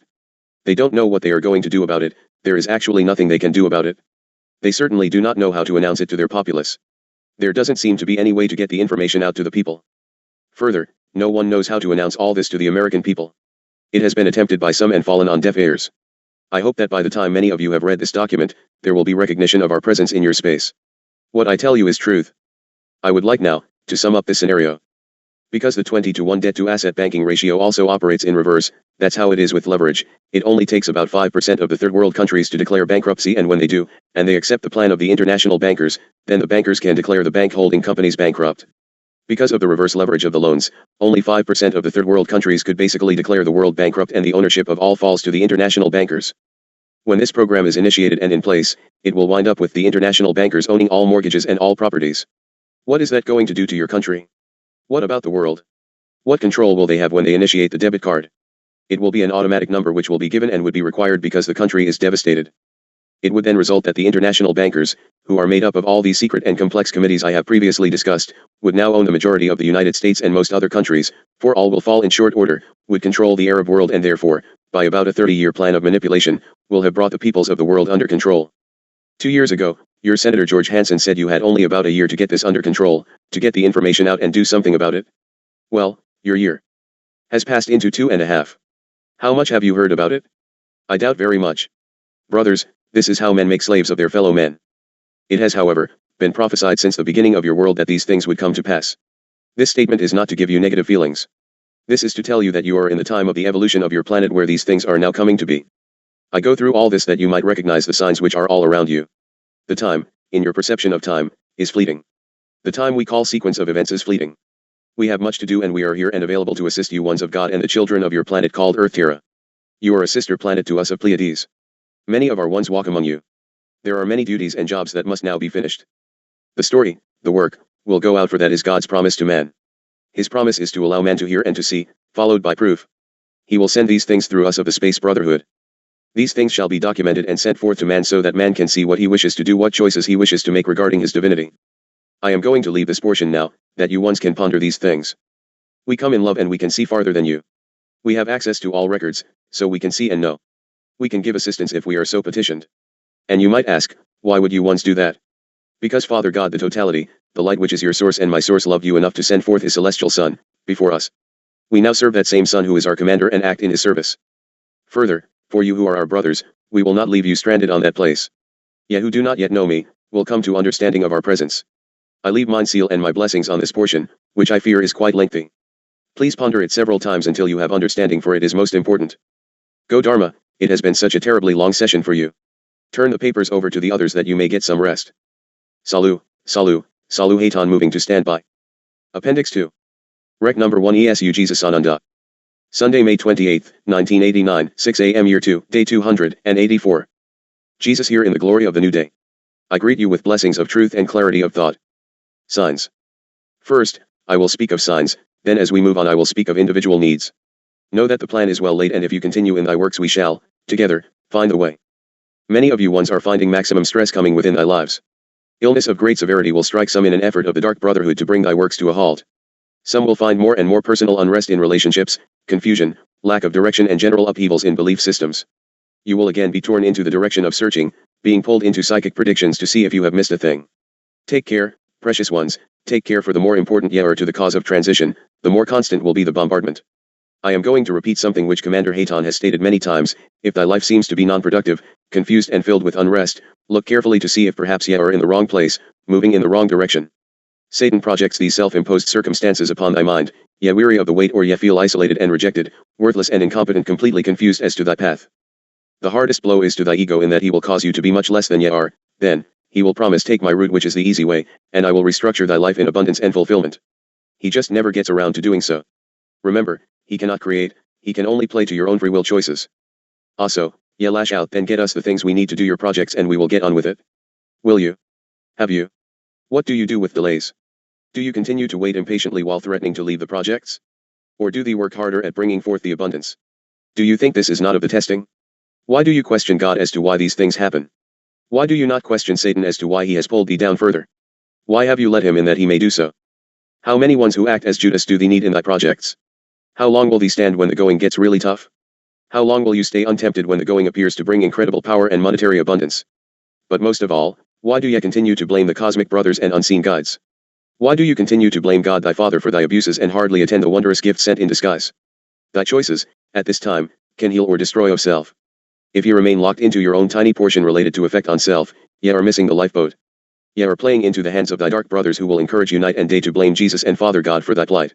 Stop blaming God for getting thee into thy mess, but do ask God to get thee out of it, please. He will bless thee and lift thee safely unto the shore. But, you must cease of the self-vandalizing. Well, when will we have these things we need, ye ask?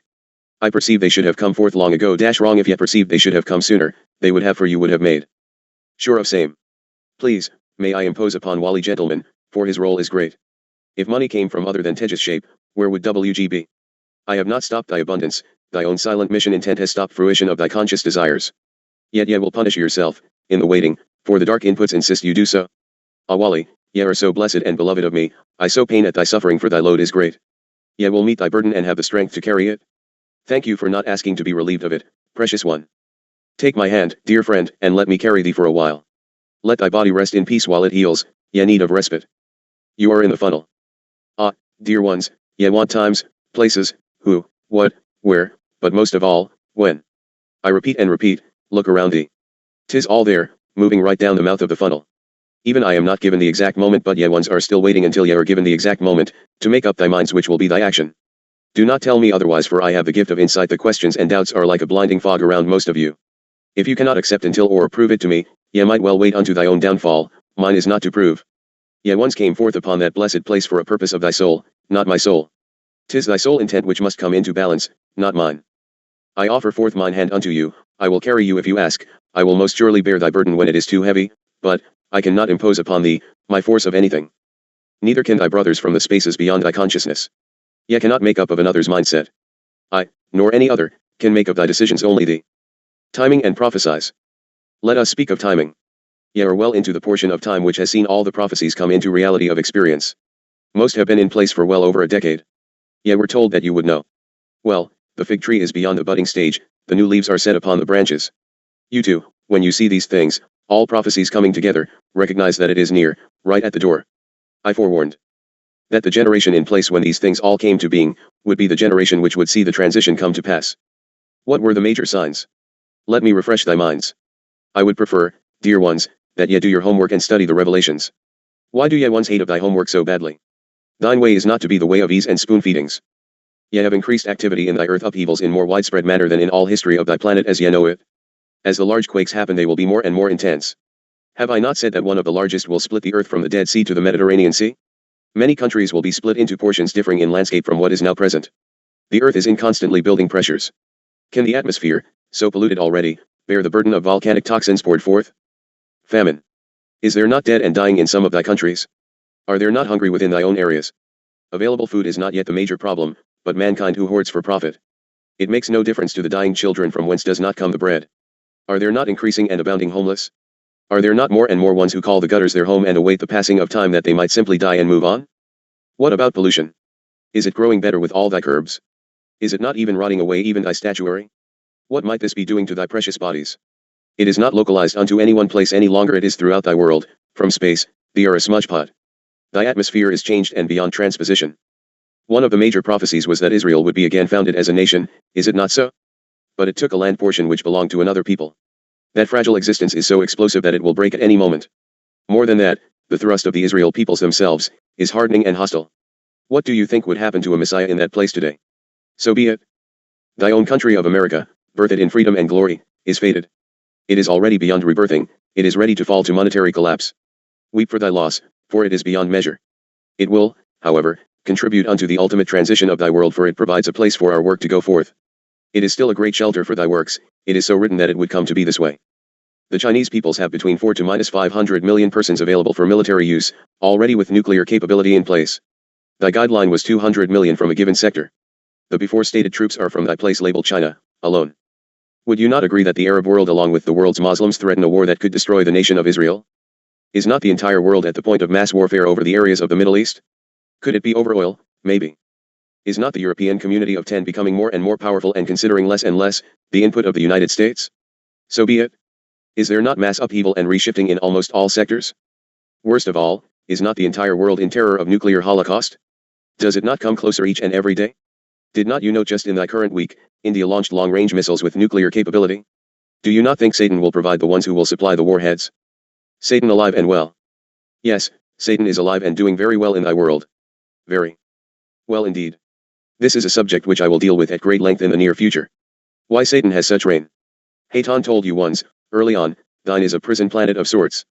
Ye have also been told, by me, that Satan would have a period before the end, of total rule. Look around thee very carefully before ye argue with me as to whether or not that may have already come to be. All these signs of which I speak, and many, many more, are visible all about thee. Ye ask, how can this have come to be? Because man has estranged himself from God. In his grasping at earth human flesh gratification and ego monuments unto self, he has fallen prey to the enemy. Satan had not one bit of battle to get thus far. The child. Yes, it has all been written that it would come to be this way. It is also written that I will again come to reclaim our Father's kingdom, and so I shall. But ye have another wondrous thing to await. There will also be born unto you a child who will appear to be born of man, but is born of God. This energy will never have walked this plane before, but he shall come unto you as God. Surprised? Well, so be it, so be it. Ye have many wondrous surprises yet awaiting thee. It has been long, Dharma, so let us leave the keyboard for a respite. In humble gratitude for thy service, I take my leave. I bless thee and leave thee in peace. Ask and ye shall receive. Believe and request, and all these things shall be added unto thee. So be it, and Selah, Aho, Amen. In reverence unto our Father Source, I stand aside and await thy call. O di pie di cum solin ahum solin I am. Appendix 3. Rec number 1 Christ. Saturday, July 22, 1989, 6 a.m. Year 2, Day 340. The Christos leads. Do ye not think Noah was given personal attention? Do ye not think the writers and witnesses were given personal attention? Do ye dare to think we would make a world transition into higher kingdom function without personal attention to the ones who labor in the earth vineyards? Ignore those who discount you, little Keela, for they have no imagining of that which they do. I am ESU Jesus Ananda, IISA, Emmanuel, J. Manuel, ESA, Hesus the Christ, Christos, the Christos Jesus I am that I am one with the Father Aten, God, Solin Ahum Solin, the universal totality of light, the sacred circle of infinity of Christ, Son of God, standing bare of Wakantanka. What is the matter with you little blind ones that ye refuse to open your eyes? Do you think me so inept that I cannot lower my light beams and energy to gently touch of this little one from your species? Yet insult me and insult mine Father Source, thine Father Source. Renos, see to it that this goes forth unto the ones on the list that I will give unto you separately, that the names be secure. However, let it be known that the names are written in my listing book, and ye had better wake up and see that which you do. While ye play at games of pretense and allowing these ones to give unto ye the works of their imaginings, ye are doomed unto the void of the fallen angels if ye heed not my words come forth from Sister Thedra, Dharma, and mine great red eagle. These are mine personal scribes for this ending cycle of life as you can know it. Ye who receive of these words are blessed indeed. And ye cannot seem to remember your jobs accepted. If the shoe pinches, you had better make it fit, the sands of thine hourglasses are all but gone. Ones are sent forth unto you in various forms, shapes, and ages that you might have of the word and reassignment instructions. Do not lay of these papers aside and twiddle thine fingers thinking they are not for thee. They are for you. Cast these pearls in fertile land. Your receiving should be prompted to get these messages into the hands of mine beloved lighted workers, not the Jimmy Swaggarts who defile mine laws, but unto the ones as Copeland, Robeson, Carlson. There are many, and they have sat in the torment of their pride and evil and have grown above and teach the way. I tell thee not to cast the pearls upon the path of pigs. I tell you to take them where the land is fertile and allow them to decipher the portions intended for them, that they be allowed to fill their portions. Ye hold back in prejudgment of those things ye perceive to be proper, so be it, for ye will lose thy intended reward in glory. Better check about thee to see who is urging you to not receive and clear yours, and theirs, thought patterns. Don't worry thy heads about UFOs versus no UFOs. What a bunch of dribble. Do ye not think thine Father can turn even you into a spacecraft if he so chooses? Of course there are spacecraft. Look into thy night sky, and what do you see? I went to prepare a place for thee, and I did. Now I am returned to take you there. Well, let me assure you it is not into or upon thy clouds of 500 feet above thy surface where ye would be doomed. Stop of thy nonsense, use thine heads and get on with thy work. All of you in the receiving of this are in the same troop. Open thine eyes. Ye will be given into success and abundance just as soon as ye understand. Until then it will be just out of thine reach. If you receive of abundance and use it not for thine agreed participation in mine work, it will curse thee unto infinity. There is no such thing as death nor ceasing of growth on any dimension. Do thy job.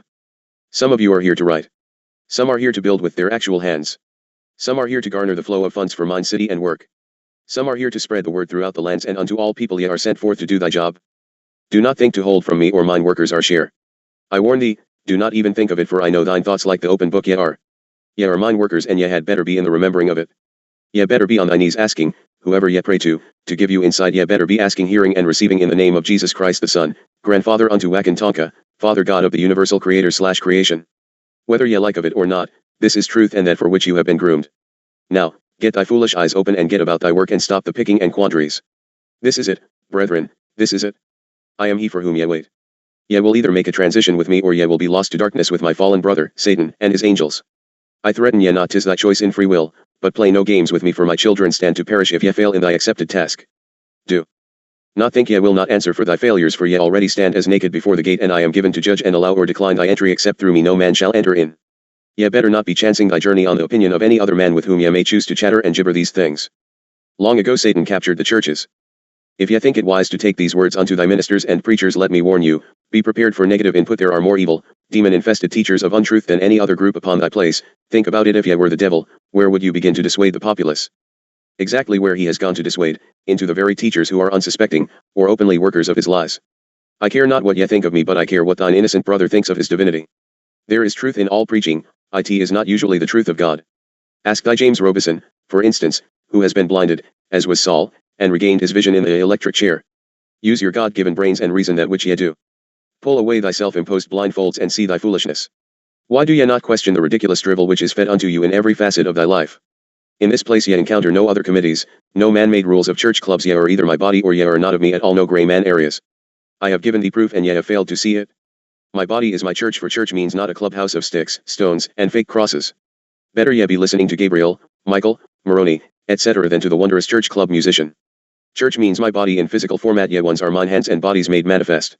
So be it. I have naught to sell, but ye will not be allowed to hinder mine work nor injure mine true workers. I weary of persecution and martyrdom of mine beloved ones. No more. No more. Ye shall not stick of me in a corner. I say, I will no longer allow thee to stick me in a corner. I am thy cornerstone, the rock upon which, if ye stand, ye cannot fall. Take a chance on me. What have thee to lose? What have thee to gain? Eternal life, which is the reward promised by thy Father God, no more, no less. I am come to take thee home. I am come to take thee home, and ye see me not, so be it, or ye sure this is not my last call unto thee? Who promises thee the next moment? I promise thee the next moment, here or there if it be there. It is glory. I place the seal of God of infinity upon these words, that you have no manner of misunderstanding. I will travel with this message unto thine eyes with my presence. Ask and I will give ye vision, seek and ye shall find me, knock and I will open unto thee, for I am. Selah. Amen. Aho. Ye can continue playing with your ancient mysteries and distant avatars, but ye will not find of thy work purpose, for theirs is a different purpose, little blind ones. Play if ye will, but ye who receive of this are in my troop, and ye will get with it or remove thyself from me. But check very, very closely, for thy commitments were made with me on a much higher plane than ye can imagine, and if ye break of thy bond and covenant with me, ye are in dire trouble. No threat thy choice of action. Ye who have the most critical job will be hit the hardest by darkness and evil intent. Know it, demand the evil leave of thee in my name, just in case ye misperceive and then reread this message in the pure light of God. Set thy lust, greed, ego, and perceptions aside for a moment after demanding withdrawal of any possible evil, in my name, and bend thine eyes and ears unto this writing. The time is immediate. That for which ye have waited is at hand. So be it in the holy and sacred name of mine Father, Solon Ahum Solon, in whose presence I beggar myself in thine behalf, that you are given to see in time. Ye have not imagination enough to see that tribulation which is coming forth, nor of the glory of mine path. False prophets. False prophets? Millions. Millions will come forth. This is no prophet at all, this is a simple scribe for whom I beg protection that her name not be revealed carelessly. She pleads with me to allow this cup to pass from her, for she stands before the cross of persecution in my name, and none shall prevail against her. Dharma definition. Bringer of life truth, recorder of the law. I care not one whit or tittle whether ye care for my scribe or whether ye do not. I choose. For it is given unto me to choose, for I have received mine inheritance, and I have grown in perfection that I accept it in full. I choose. Ye better be looking within at whether or not ye do of your job, instead of picking and plucking at mine other workers and their jobs. Tend of thine own fields and doorstep. Also, look to thy important other dashes, that one on your side or actually against thee. Are ye dooming both you and that other one in foolishness? So be it food for thy idle thoughts which prevent boredom. I believe ye call of it.do not go unto thy star arrangers, astrologers, or psychics, for they only tell you in reflection exactly that which you wish to hear or that which they wish to foist off upon thee. It will be that very type of mysticism which will wash over thine world and destroy thee. There is no safety in holding any crystal, no safety in being a Scorpio vs. a Pisces. I am thy Saphit.y. I care not whether or not thy chakras are open or closed, whether or not ye can chant the mantras. I am come to take ye home. No more, no less, and a city has to be built and foundations laid from the physical plane for the transition and survival of a species, your species. So be it, and amen. Hear me, let me come in. Ye are binded in mine love which shall never fail thee. I only urge ye to open thine eyes that ye might do of thy committed works. Hear me, hearken unto these words upon which is stamped mine seal, for I am he, who stands at thine door knocking one last time. Ye think ye have already let me in? Nay, ye play at games that merit ye in a physical plane. Let me really come in. Dharma, I hold thee close, beloved one, for I see your fear, and I have taught thee not to fear. It is time of confrontation, for we must have no enemies in our army, and there are ones in our midst. All must be urged to accept their task and run with us, or remove into the outer realms, that they not deter us. So be it, Chalice, for this is the time of sorting. Ye all know how it will be, and it is time to stop thy hiding from it, that we might get on with the work at hand. Ye work in the midst of greed and lust, ye work in the very pits of evil, but ye will prevail, for it is given unto me to prevail. I hold of thee close, that ye be not frightened. If ones move away from thee, they were not of thy friends anyway, and ye will find that some most attentive are actually thine deadly enemy, and even they know it not. So be it. I know. I know. Proof. Do ye not remember what ye were told? Ye will be given proof and credentials from the cloud, silver clouds, as I recall. There would be no ability to doubt. Proof and credentials, trust me, Keela, for when I speak, my word becomes law. I break not my promises. I break not my promises. I would like it if ye could spend time in seclusion that we might retain balance. Ye have received thousands of hours of tapings and thousands of pages of writing, and there are multiple thousands of pages yet to be scribed. Ones must come to realize ye cannot be all unto everyone in thy midst, especially you must realize it. Things are being brought into order as the tight little circle realizes the truth of mine presence. Ones of mine are being located in properness, but some must come into their task acceptance, and until such time as that is accomplished, the money will be targeted, for it is the binding of bindings. This property of this magnificent crystal will remain in jeopardy, and mine child will be unaccepted, ye ones of little faith and less fortitude. I said my child. I also said the name of Gin shall be stricken from the book of life to decide after a blood test is too late. How many of you will be too late? How many times will it be me ye turn from? As ye do unto the least of mine, so shall ye have done it unto me. Ye allowed of the casting out of ordained property, mine child coming into birthing. How much more will ye allow? So be it, and Selah. Ye don't like to hear these things. I care not whether or not ye like of these words. When ye accept thy responsibilities, ye will hear not more of these words. Ye have a world coming to an ending as ye have known it. Ye have the time of the prophecies coming full force onto thy heads, and ye allow of mine child to be cast out. Therefore, I know ye do not yet understand. In thy efforts and fear of offending thy fellow physical human, ye allow thine own selves into the presence of evil and evil teachings. Be ye insane? I do of mine Father's bidding. I care not if my tone and words offend thee, for ye often offend me beyond thy imagination. I stand by, little Keilah, for ye are pained, and I give thee peace. I give the peace by the grace of our Father, who grants all great and wondrous gifts. So be it, and amen. I am he whom ye await. Appendix 4. Little Crow speaks. Standing atop Bear Butte, my eyes gazed out over the lands far below my vantage point. The wind blew in from the north, and all about me everything was in movement, along with my spirit. It was a very special time for me, for this was the time of my 7th vision quest. It had been a long and lonely journey this time for my spirit and me, for the pathway lay hidden, covered over by the tailings of all those who came this way in more recent times. But so few are aware of the proper reasons. The grandfathers sang on this night, and the thunder of their drums rumbled across the darkened skies, eventually fading away far off into the distant universe. Suddenly I was lifted. It sounds like the start of a wonderful story. A story about America's favorite pastime, American Indians. And in particular it sets the scene for what so many feel to be the ultimate experience, a vision quest which somehow will bring knowledge. I was born, Little Crow, in the year 1933, a Dakota/Lakota. I was returned to this earth plane only to share an infinite message with all life forms at the proper time. Permission to do so came during the early morning hours of January 5, 1987. To set the stage for this event were 22 strikes of lightning, ending at exactly 2:22 a.m. My spiritual number is 22. I share with you now the following information as it has been given for me to only remember over these many spans of time. I do not feel the need to support any of this information with any other written data or readings. For the source of this information is the same for everyone. This source, as we shall refer to it, has always been and will always be. With no beginning and no end. It extends out beyond itself and comes back to form the sacred circle, infinity. We are travelers from unimagined regions of the universe with homelands in many places. This planet and the surrounding ones are the most recent stopping off places in this current form. Once more to act out the responsibilities of our selective realities, those being to accept who we are. No more. No less. Our ability to travel is determined by our faith and nothing more. For all of the progress we have made on this plane, we are still only able to move the physical properties of our being. It is sometimes hard to imagine our first journey unto this place, this Mother Earth. And what of God? To the many peoples of this planet there have been offered hundreds of explanations of the whos, whats, wheres, and the whys of God. Different religions have fought countless battles over whose truths should be accepted. Millions of souls have been forced into unnecessary vibrational changes in the name of God and conversions. Countries and lands have been stolen and destroyed in the name of God. Leaders, as they call themselves, have ranted and raved throughout our brief history on this planet, forcing into our human mindset a system of fear and guilt.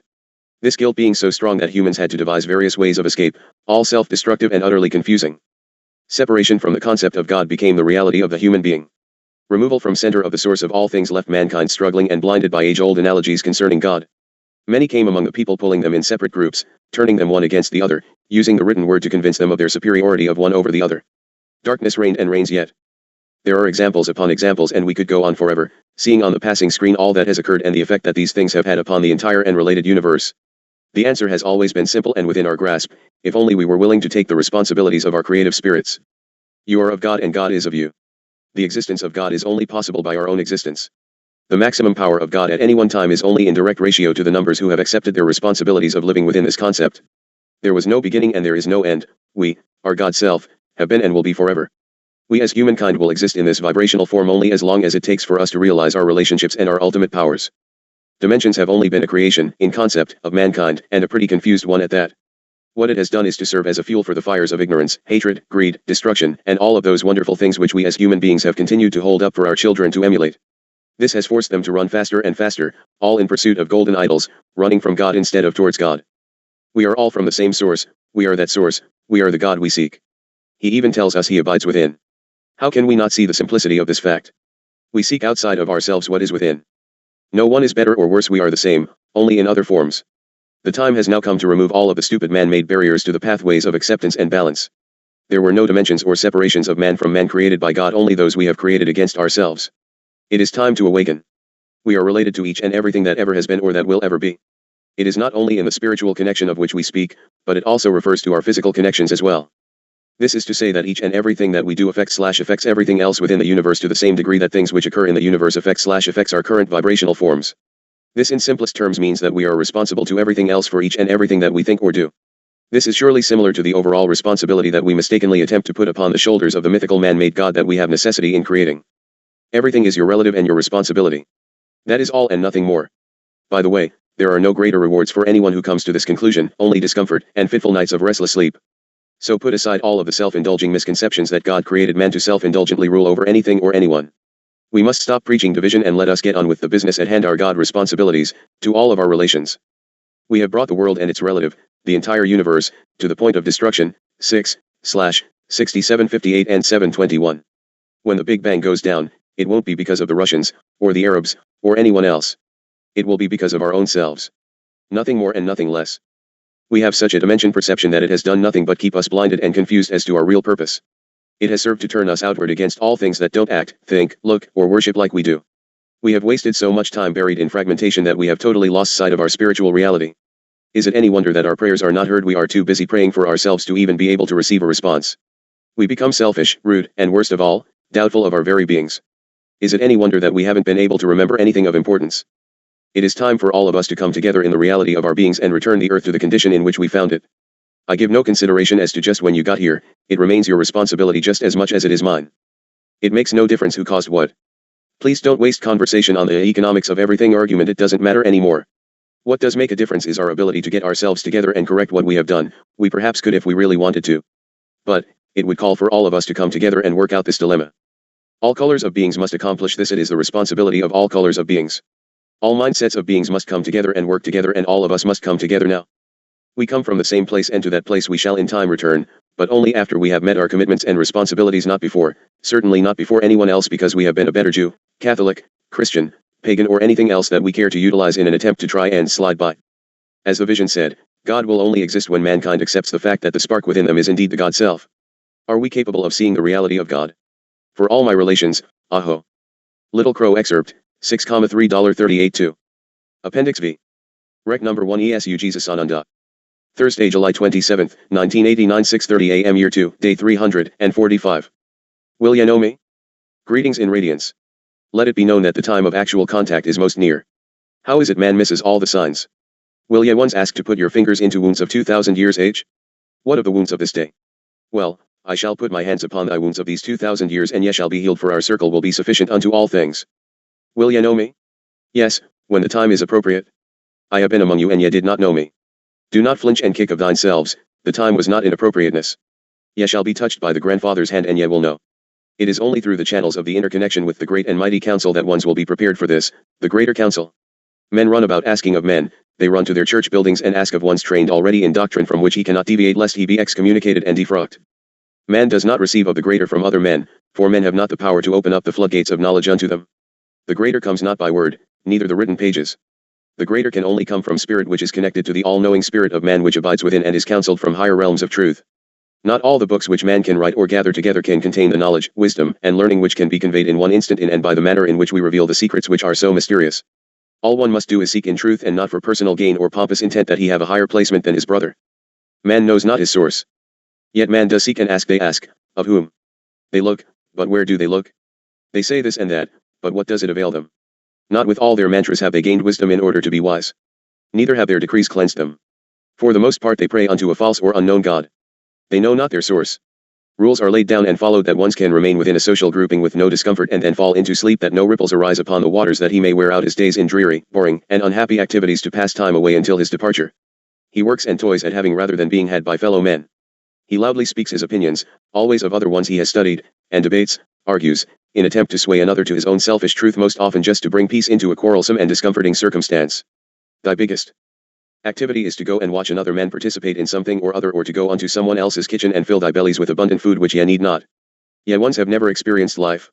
Ye are stumbling in death. Ye have deadened everything about you.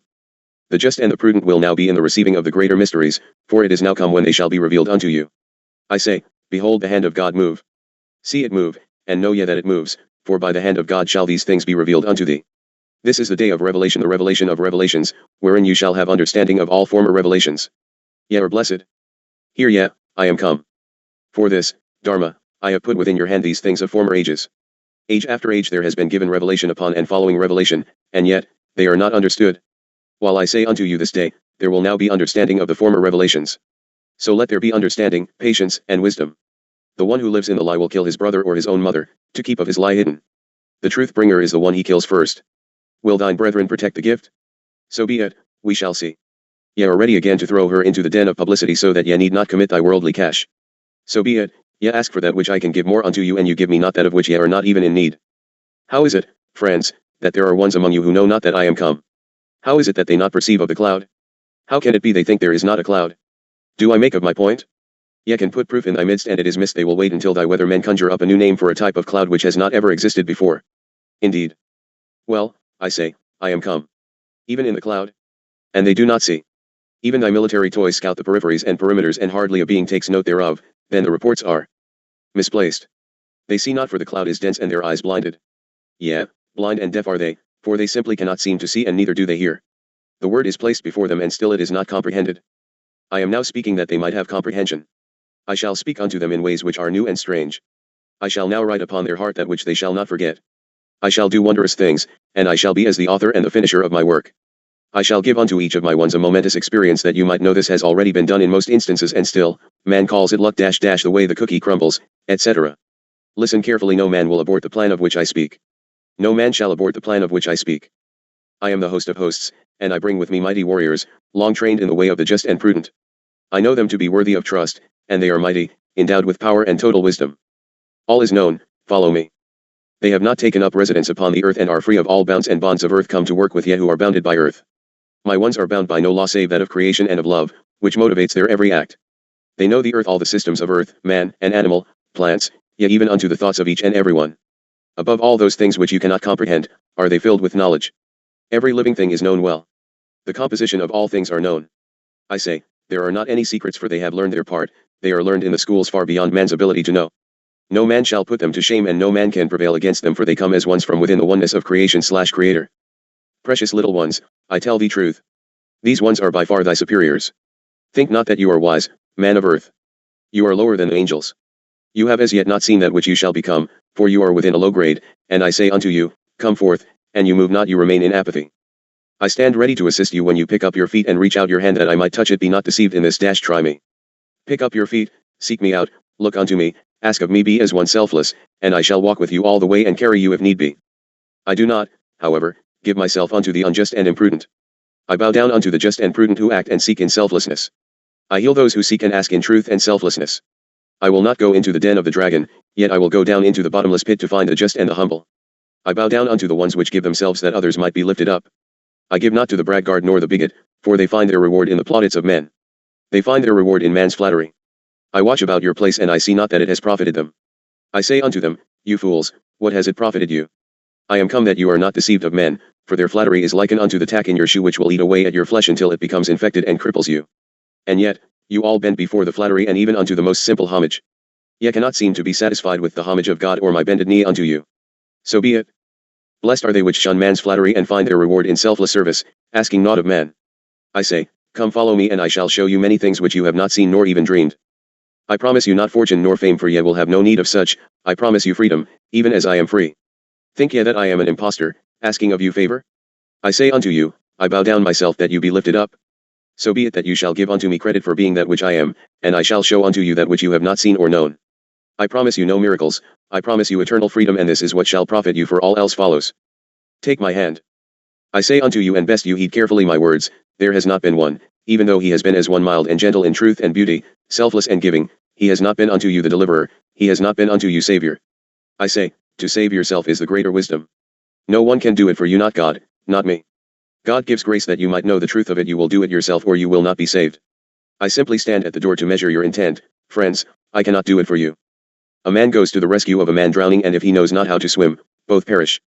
First, brothers, pick up your own feet and they shall be shown the way to walk, for I have opened up the way, and for this am I the way's hour. Place your hand in mine and I shall lead you gently, and you shall be dealt in justice. I know that which you need and I know your frailties, but you must come to recognize them also, that you can release them unto my tending. I am prepared to give unto you as you ask and are prepared to receive, no more and no less. Bear in mind, I am he which is sent to bear witness of my Father. Likewise do I send my word out by my servants, that they bear truthful witness of me. Behold you me, and I shall touch you and you shall be quickened and you shall know as I know. I am bound by my word, and my word is valid, there shall be no man to invalidate my word. I am come that it be brought forth this day, the plan which is given unto me I shall do of my part. Let it also be said that you have done yours. So be it, and Selah. Upon these words I place of my seal. All ones had better be carefully interpreting the sequence of the script as written and be prepared. What you wait for is that which is the final trumpet blast in the peak of Holocaust. Brothers, that is too late for thy mortal form. Will you hear me? You have much to gain by hearing me, and thy loss shall be great if yet plug of your ears much longer. My hand has written, and having written, I move on. May you be able to understand that which is written by God, for thee. I bless you, little ones of mine, I hold you close and secure within my wings. To my scribe, I am well pleased. Great will be the honor unto the scribes of truth, for the entire of the world will be against them, but the world will be proven incorrect in perception, and thy gift unto thy fellow man is infinite. I await thy petitions for understanding, that we can become attuned and that our understanding be explicit. I am that I am, so be it. Appendix 6. Rec #IESU Jesus Ananda. Tuesday, August 1st, 1989, 7 a.m. Year 2, Day 350. Take heed. Let us speak today of practical things. Yet once spend of your time pondering and predicting those things which remain only speculation to your minds. You wonder what the Christ meant here and what the Christ meant there, etc. The time has arrived, Chalice, that if you ask me, the Christ, what meaning has this? I shall be most happy to respond. Let us clear of a few matters firstly, however. The majority of ones on your dense placement who claim to be the body, church, of God and Christos are not. Further, there are great penalties which shall be meted forth to the shepherds of the churches which have misled and misdirected. Ye who have set yourselves up as teachers and teach wrongly bear great price upon thy heads. When one moves from teaching the pure laws of the creation into teaching of the perceived and mispronounced laws of voted upon laws of some god or other, as established by the doctrine of man, he is in most drastic circumstance, for he has pulled both himself and his brethren down. The laws of creation are most simplistic, and any deviation therefrom is breaking the law. The laws of creation are not voted upon by committee nor amendments unto the Constitution. And, brothers, it is through the adherence to the laws of creation, not the laws of a church doctrine, which will get you to lift off. Evacuation. But, again, your presumption is incorrect. Dead or alive, you will be lifted off this orb, for this orb will be evacuated. It is the manner and placement which really interests you. The darkest son of Satan is going to be lifted off, raptured if you please, but he surely won't be in the liking and enjoyment thereof. Father God Wacken, sacred, with the creation, has prepared a place for the most fallen brethren, and transportations, are already well underway of both mine ones and Satan's church. Further, the astral planes of your planet are all but empty except for the few souls who are caught in the inability of living ones to release of them for one reason or another. None are taken without free will choice of movement. This is why I most earnestly plead with you to release in thy hearts, those ones who have moved from the density of earth visible format unto the invisible dimensions, that they can be placed in the proper safe location for their security. There is every probability that man will unleash nuclear confrontation. Also, there will be spillage of radioactive materials from your foolish power stations in upheaval of earth fractionating. Death of body by nuclear impact damages the very essence of soul structure. Therefore, souls who are caught in your atmosphere at such time stand to be badly damaged, and remember, dear ones, these incarnate energies have no control of themselves at passage from human format into ethereal frequency, if they change dimension in confusion. You precious children have so much to learn. Oh, you don't want to go? Well, so be it. You wish to be counted out, for you have your future planned? I am speaking of your future.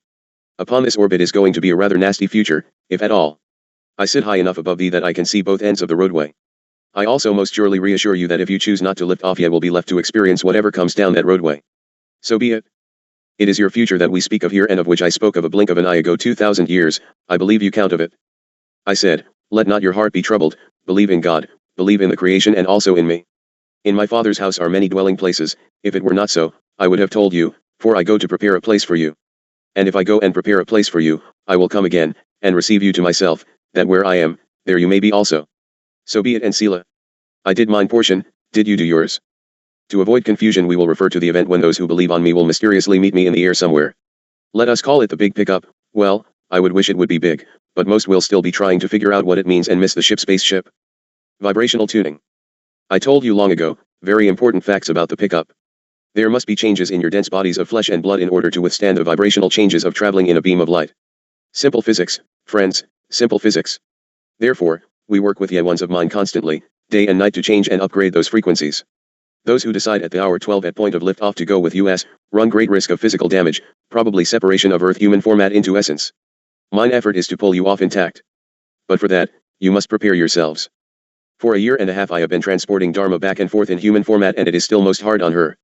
You pick up air bubbles in your audio system, pressure compression in your gastrointestinal system and all sorts of things happen within your fuel lines, circulatory system. God is unlimited, but you are most limited. So be it. And Sila? How do you get on the training program? You go within where God dwells and ask permission. If you are sincere he hands you over to my circuit and you get immediately placed on my lift-off charter book and together we start training. You see, your God mind can do anything and all things but it must know what it is supposed to be doing. Well, in this instance, it is supposed to be getting you vibrationally changed that you might make it nicely through a beam of light. One of the largest portions of that place which is prepared for you for transportation is a hospital unit and much help is standing by on both earth and aboard to help the latecomers mend their wounds. You ones want to make mystical hocus pocus of everything nay soul essence is light, so it goes most naturally, the physical flesh and bone body has to be trained by the soul mind itself to respond on command. It is like this, dear hearts, you ones who turn away these writings in the name of it cannot be, are throwing away your transition instruction sheet. Did you not believe you would be given your transition instruction? Who did you think would bring or disperse them? Better look again, that old I don't know won't cut it at pickup, I assure you unequivocally. Further, if it were not coming along soon ye would not be getting of it now. This also means, dear hearts, that some of me and mine will be coming along that you might reassure yourselves that we are real and can get with the program. So be it. Don't be caught dead, sleeping, when we show up, beloved ones, be alive, awake, and on thy toes in alertness, please. I walk in beauty and glory, come walk with me, please, for I have reserved a place for you if you will but accept of the ticket escrow is about to close. Stay awake, the time draws nigh. The great mystery of all this is exactly what it says by definition, mystery means, something which has not been revealed before. Well, it is now being revealed, therefore, it will no longer be a mystery if you will stop preaching such nonsense as the devil angels wish to have you teach. No more mysteries conscious, physical reality is going to fall all over you, if you reach out and take it it will not be shoved down thy throats like a dose of medication. The trumpet blast? Oh yes, it will be and you are about ready for the last one. Gabriel is most attached to me and to yet more attached than any of you are willing to believe. Head archangel with the timing clock awaiting the countdown of God when man has gone the last foolish mile and the creation is ready to swing into full action. You better be staying awake for the time segment will be most tiny no waiting at that point for you to be in indecision and pondering 15 minutes, by your clocks. Half an hour at the maximum. There will be more than one opportunity, but those on the first migration are the wisest, for they are the ones who will not scorch their toeses. Those of the last migration will have endured or fallen, in the tribulation and chaos. So be it, beloved of me, check your watches and set thy timers. I suggest you get thy training programs underway. You will be given opportunity but you must accept it and stop of the denial. You will be given proof, but it will likewise be discounted, so you who await me better check all things out very carefully. Very carefully indeed. This little scribe has naught to gain by bringing this out and just about everything earthly to lose. She has been around your place for almost 60 years, so she is not a little child playing mind games. So be it and Sila, let him who has ears to hear hear. And him who has eyes to see. On these words I place my seal. Let us close this portion, Dharma, as I am being summoned. Your place is in most critical physical circumstance. Your Midi-Eastern holy lands are about to detonate. May God walk with you for such a time is ahead if you heed me not. Mine very being weeps for man and I plead with you to hear me for I have thy place of safety if ye will but choose of it. In reverence and adoration of Solon Ahum Solon, I am thine elder brother come to take you to safety and bring you home. So be it for so it is written. Amen, Adonai, Saluaho. Appendix 7. Rec number 1 ESU Jesus Ananda. Saturday, August 5, 1989 7 a.m. Year 2, Day 354. Think. Spiritual. What exactly is spiritual? Is spiritual the connection to thy higher knowledge or does it relate only unto thy affiliation with church creed? Wherefrom has come the doctrines of thy churches incarnate? Since the very word incarnate designates manifestation and church is defined as body of dash who have yet chosen? Was Martin Luther a voice from God or a man? What of John Calvin? What of Moses? Were these ones of discarnate God substance or manifested incarnate man? Who was King James that he wrote a version of thy verses? Oh, I see, it was only King James, of where, who had other men do of it? Oh, let us get this straight, some man told you that this or that book is the real scoop. Did any of you personally meet Joseph Smith? Could he have been a human in dense manifestation? Was he actually a holographic illusion? Who is Mormon? Who really is Moroni? Who is Gabriel? Who is Michael? Who is George Washington? Adolf Hitler? Well, I am ESU Jesus Emmanuel Sananda. And further, who are you? Oh, I see, someone wrote of things which were put to scribing some 3 to 500 years after Jesus died. Things were copied from scrolls and hand-me-down oral sayings. What of gossip? Is the fourth time a story is told the same as the first, especially if it travels through 4 separate energies? Have you ever been written of in the news press only to find thy name misspelled and the facts distorted? Oh yeah, blind little ones of Earth density. There are not such things as other planet inhabitants? No such things as spacecraft? Who told you thusly? Oh, yes, I forget your government and your military communiques. Are these the same ones that said a stealth plane crashed in thy desert over 2 years ago and also said in thy press that they were still upon the drawing board within the same week? Would these informers by any chance be the same ones who had naught to do with Watergate? How about Iran-Contra-gate? Could it be you get thy information from thy neighbor who had an experience? Did not thy Jim Jones preach from the same Holy Bible as does Mr. Falwell? How about Dr. Schuller, whose Bible does he use? Do you think I told the Catholic ones in the Vatican to wear red robes upon their backs and control the masses, no pun intended, through ignorance and fear? I teach no fear, strive ever for experience and truth through research into knowledge and wisdom. I teach peace and freedom and that God is without force in thy free will activities. Does that mean that there are rules for the rulers and other less equal rules for the masses? Sorry, friends, you live within naught but lies. Have ya as an individual met me personally? No, most of you have not. Most of you of earth wouldn't know me if I stood upon thy head and pounded upon it. Ye would have me arrested for assault and battery upon thy mortal form. How dare ye judge? Each of mine scribes have met me and they have met God the Creator. They have literally met me in mortal format, shared, loved, and communed with me. Space brothers. Are they really out there? Yes, and these ones of mine study aboard the ships every night of their living time. Ye do not have of Armageddon and rapture and all those things of which ye tout for the ending great translation and transition of human form without human/God planning and orchestration for the interim months that ye perceive as time. Do ye think it is a David Copperfield magic show? What do ye actually think about it? Do ye even think about it at all? So be it. Ye who have judged. Do ye chide these ones on this crazy hill that they are nuts and naught is going to happen? It takes too long. How long is infinity? How long is eternity and where will you be spending it? Oh, if the brothers from space really cared about you, you would be getting funding showered upon you. Do you even care about you?